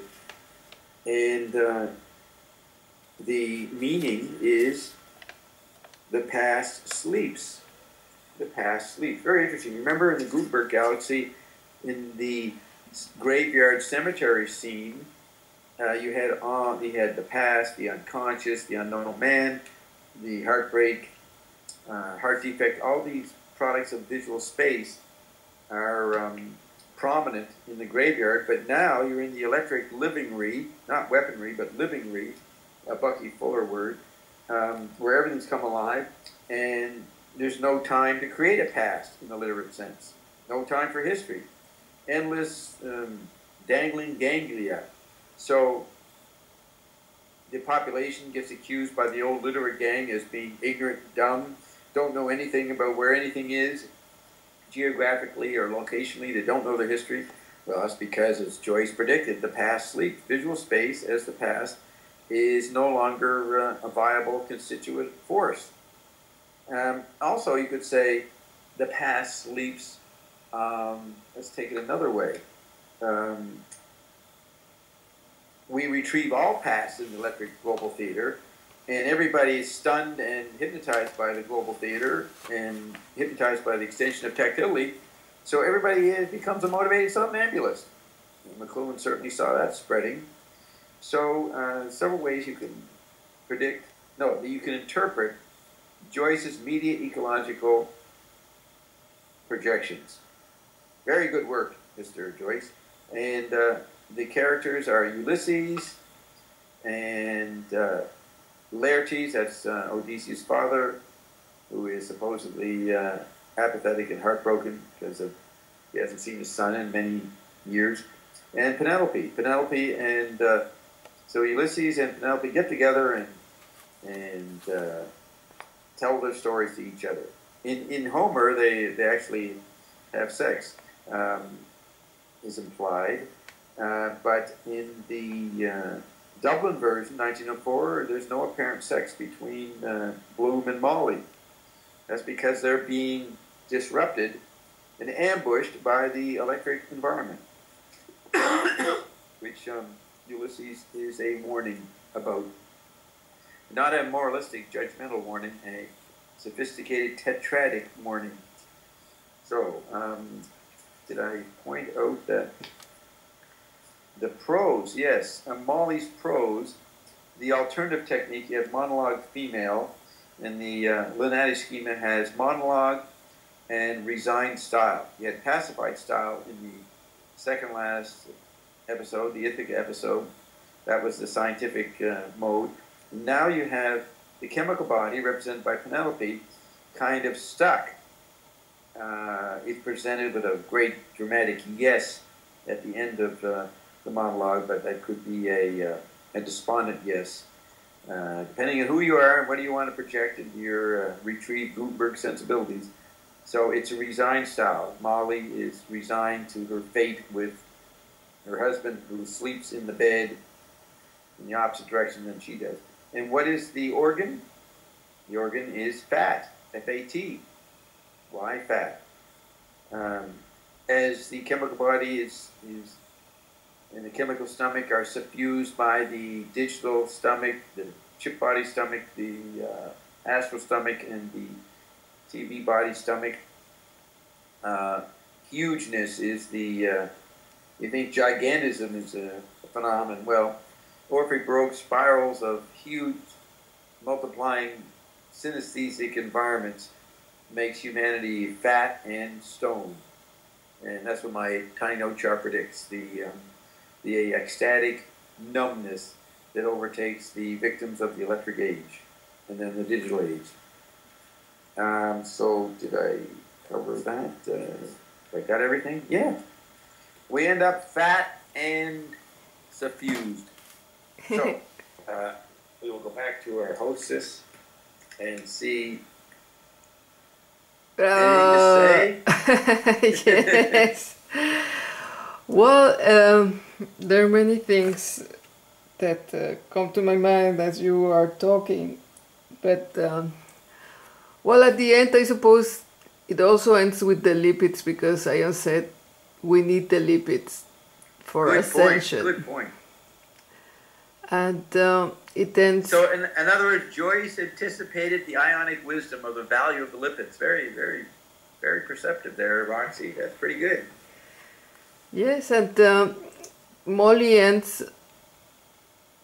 in her bed, and it's like accepting again the physical body, which was rejected. I think maybe unconsciously, since we fell, we rejected this non-perfect body, and the physical and sex became sinful, dirty, and we projected all these bad things on that. And I think the Ulysses started changing that, and it's amazing that it's so recent, because the first when the Ulysses was published, people had to smuggle the book in America. It was censored, and it's a big issue that thanks to Joyce, we finally could read books as adults, because before we were treated like children, like we became grown up thanks to Joyce. Ulysses. That's right. And it's amazing. You said something there. The banning of the book. McLuhan likes to say that all new valid art appears ugly. Ulysses appeared ugly. It was describing the present. So, you know, it suffered a lot of smear and put down because it was true art. It was ugly. It appeared ugly to the sensibilities of the motivated somnambulists of that era. Yes, and you say McLuhan wrote Understanding Media, trying to show this home ground, the new occult, as he called it. Then how do you make visible what cannot be visible, what cannot be visualized? Right. But you go beyond this Understanding Media, you overlay media and solve it. Well, I invented the solution, ion, which turned out to be I was channeling humanity's desire. I was a scientist and artist creating a new environment by accident, by proxy, and apparently it was the original plan to solve the situation with the ionic manifestation. And maybe we could, you brought up the Lipitz factor, but not in this session, but maybe we could see some ionic aspects in Ulysses and Finnegans Wake, more particularly anticipated by Joyce. That could be their next theme. But yes, because I think there's many things that are already there, like yes. As Ian says, he could explain Joyce to Joyce because he was anticipating Ian, and he really didn't knew what he was doing. It's so precise in many. Wait a minute. Are you saying that Ion could explain what Joyce attempted to James Joyce more than Joyce understood? Yes, Ion says that in the Genesis. Right. Now, so Ion's always saying that Joyce had no clue what he was doing and actually failed at it, and in his own understanding of what he was trying to do. But the work, a separate situation, the book itself and Finnegans Wake, they may have solved it beyond Joyce's understanding. And Ion does give interpretations of Ulysses and Finnegans Wake that the scholars don't know about. And that's implied and embedded in those books. So is that what you mean? The book is perfect, but Joyce himself didn't fully get what he had accomplished. Yes, and I think that was part of the frustration he had as he was rewriting the Wake. Yes, rewriting Ulysses. Because he himself could not understand what he was doing, and he could not stop at the same time. Yeah, it's interesting how he comes across as an old fogey. When I talk to him through the Evergreens, he's so dedicated to visual space. And Wyndham Lewis, who's considered by traditional scholarship as a guy out of tune with his time and not understanding what was happening, he comes through the Evergreens as fully up to date. fully ready to use new media. Has no dedication or fanaticism toward visual space, even though he's smeared by the idea that he was an eye man. But as McLuhan pointed out, what Lewis meant by his eye bias was a tactile eye. And then Joyce presents the tactile eye as the tactile eye in book form. And Lewis lives it, maybe more so than Joyce. That's why it's going to be good to bring in Wyndham Lewis and his art, how he anticipates Iandom. Yes, we're going back from McLuhan to Joyce to William Lewis. Yes, yes. So you raised good points, but we've been going on for what, 2.5 hours? They're long videos. Yes. Yeah, 2 hours at least or something. Yes, because now we're talking to the 1%, so we're doing this very long. Yes, not so. Only the fanatics. The idealists are still with us. Very long ads. What? Very long ads. Advertisement. What is advertisement? Them? These videos. Very long ads. Very long ads. I was going to say something in there. Oh yeah, these videos, they're ads for the curriculum that will be mandatory over the next 50 years. All your children will be forced to, all your post-millennial children will be forced to learn what the meaning of these videos we're making with Roxy portend and explain. So this is the future curriculum of paramedia ecology education. Yes, it's like Joyce said, fuga per canonum. You know, the canon is a... Can you explain a bit of that with your musical expertise? Can you go into that? Yes, it's a musical form in which you have a melody, and then that same melody starts after the first voice started. Yes. But they synchronize together, Yeah. and you can have many parallel. Well, that's my understanding of a fugue, right? Yes, and also... But wait a minute. The definition in the annotations to Ulysses, which is this huge book, Annotations to Ulysses, they explain a little more complexly. Well, because canon in Latin also means like the laws, the ways things are ordered. And I think it's like a canon because it's like how things are being replayed. Like you see the archetype of Moses and Ulysses, and then Bob playing this melody, this song. All of time and space is a fugue. Yes, they start after, but they somehow are playing together and synchronized together. Oh, that's pretty neat. And he does attempt to show that in the chapter 10, the Wandering Rocks chapter, of objects, places, and forces, the hostile milieu, the synchronization going on between the different citizens. But that is that is really shown in Fitting Its Wake, develop even more.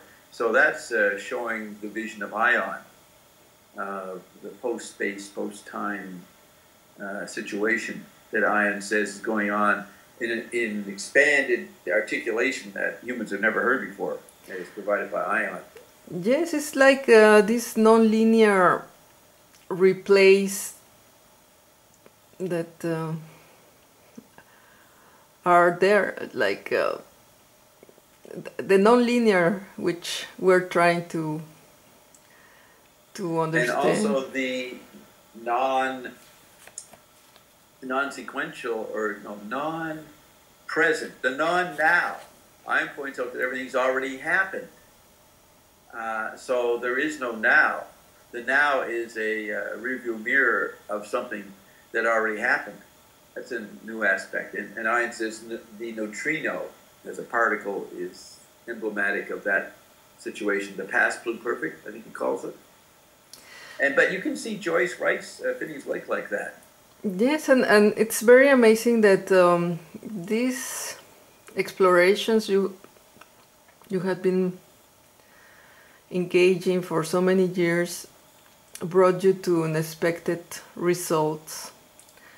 Right. And to the conclusion that we are eye cell and frequency and word. Or the other day you were... Tonalities made word, made flesh.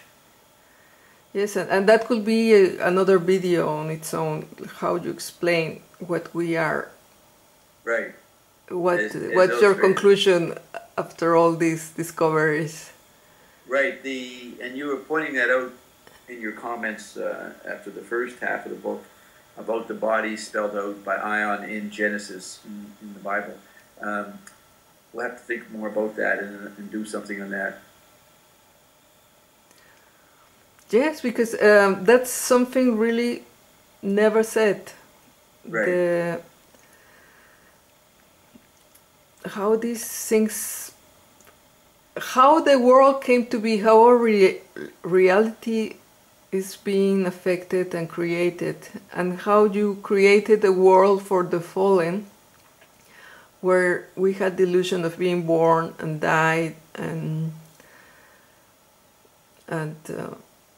linear experience. Yeah, we needed this matrix, and we came to a point where we can see there is a hologram, and there is something that can affect this hologram and alter the hologram.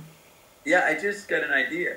You said matrix. You reminded me of chapter 14, Oxen of the Sun. The birth chapter. He's got womb, and then in the other chart, he's got matrix, uterus. Now, the uterus is the tube, right? That's a passageway. The womb is the whole environment. So you have the electric environment is a womb, and then you have kinetic and visual space doing the uterus. And then they come together, interplay as a matrix. So I just thought of that meaning of those terms there. Am I right about the uterus? Yes. Could be the symbol for movement through time, for a passageway, movement through space, as opposed to the spherical womb. You get what I'm saying? Yeah. Yeah. Yeah, it's odd. He has womb for the Gilbert chart, and then he has matrix uterus. What is I forgot to ask Carolyn if there's a medical part of the anatomy. Is there a part of the anatomy called the matrix? Yes, and all of your conclusions are bringing us to a real revolution of the knowing. That, yeah. For example, we're not born, and there's no time, and all these things that are really revolutionary. To incorporate them in your daily experience is transformative, revolutionary, and unprecedented. Yes, that's the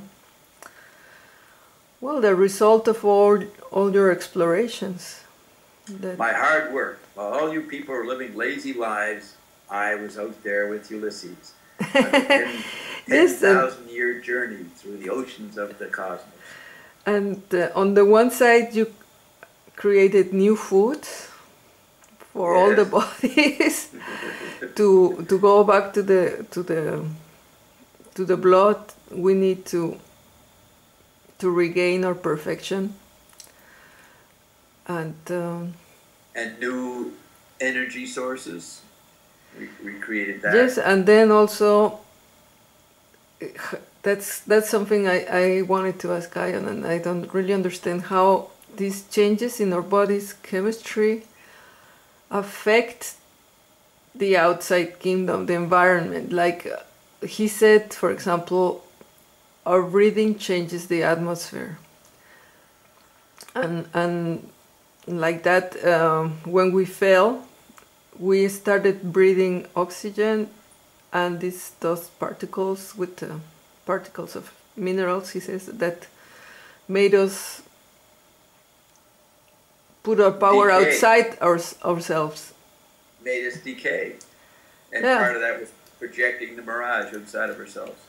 Yes, but somehow you had this awareness that these things are just illusions, because for you it's so natural to go and talk to a dead person like Joyce through the evergreen.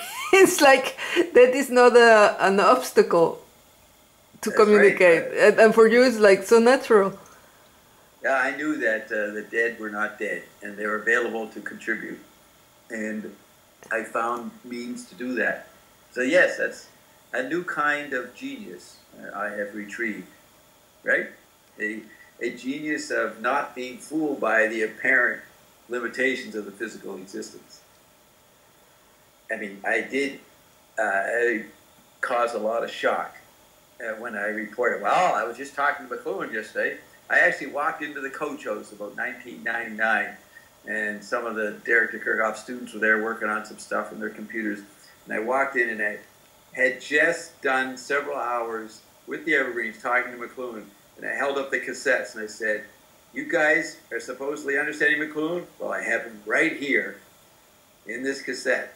And they looked at me, they looked away, they looked at each other, and then they ignored me and hoped I would leave. And I did, being the polite person I am.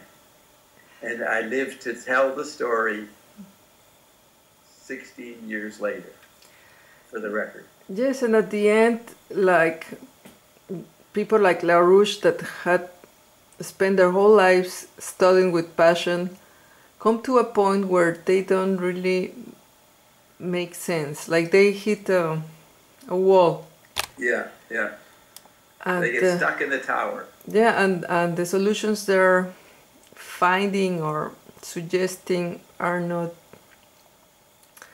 applicable. Yeah, not real. Because if you notice, I'm staring out. I'm looking at the wonderful. I'm upstairs. I'm looking at the wonderful bay, the Maui Bay, and the sun, and the sand, the palm trees.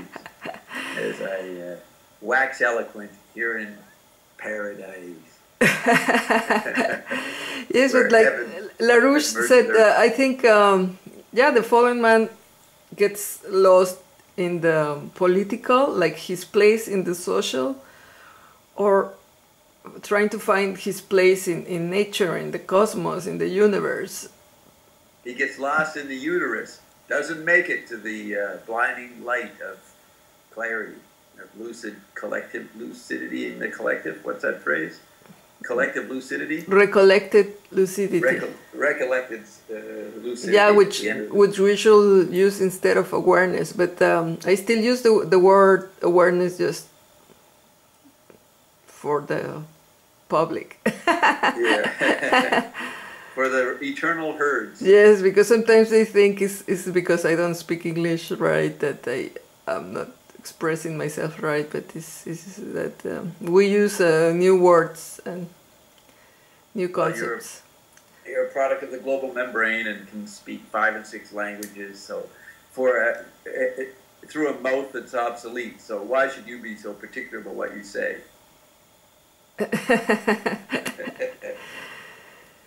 Well, thank you very much.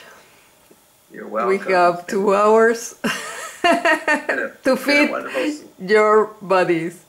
Yeah, it's been a wonderful seance here with Bob Dobbs-Neveritt. The overlaying and solving of media.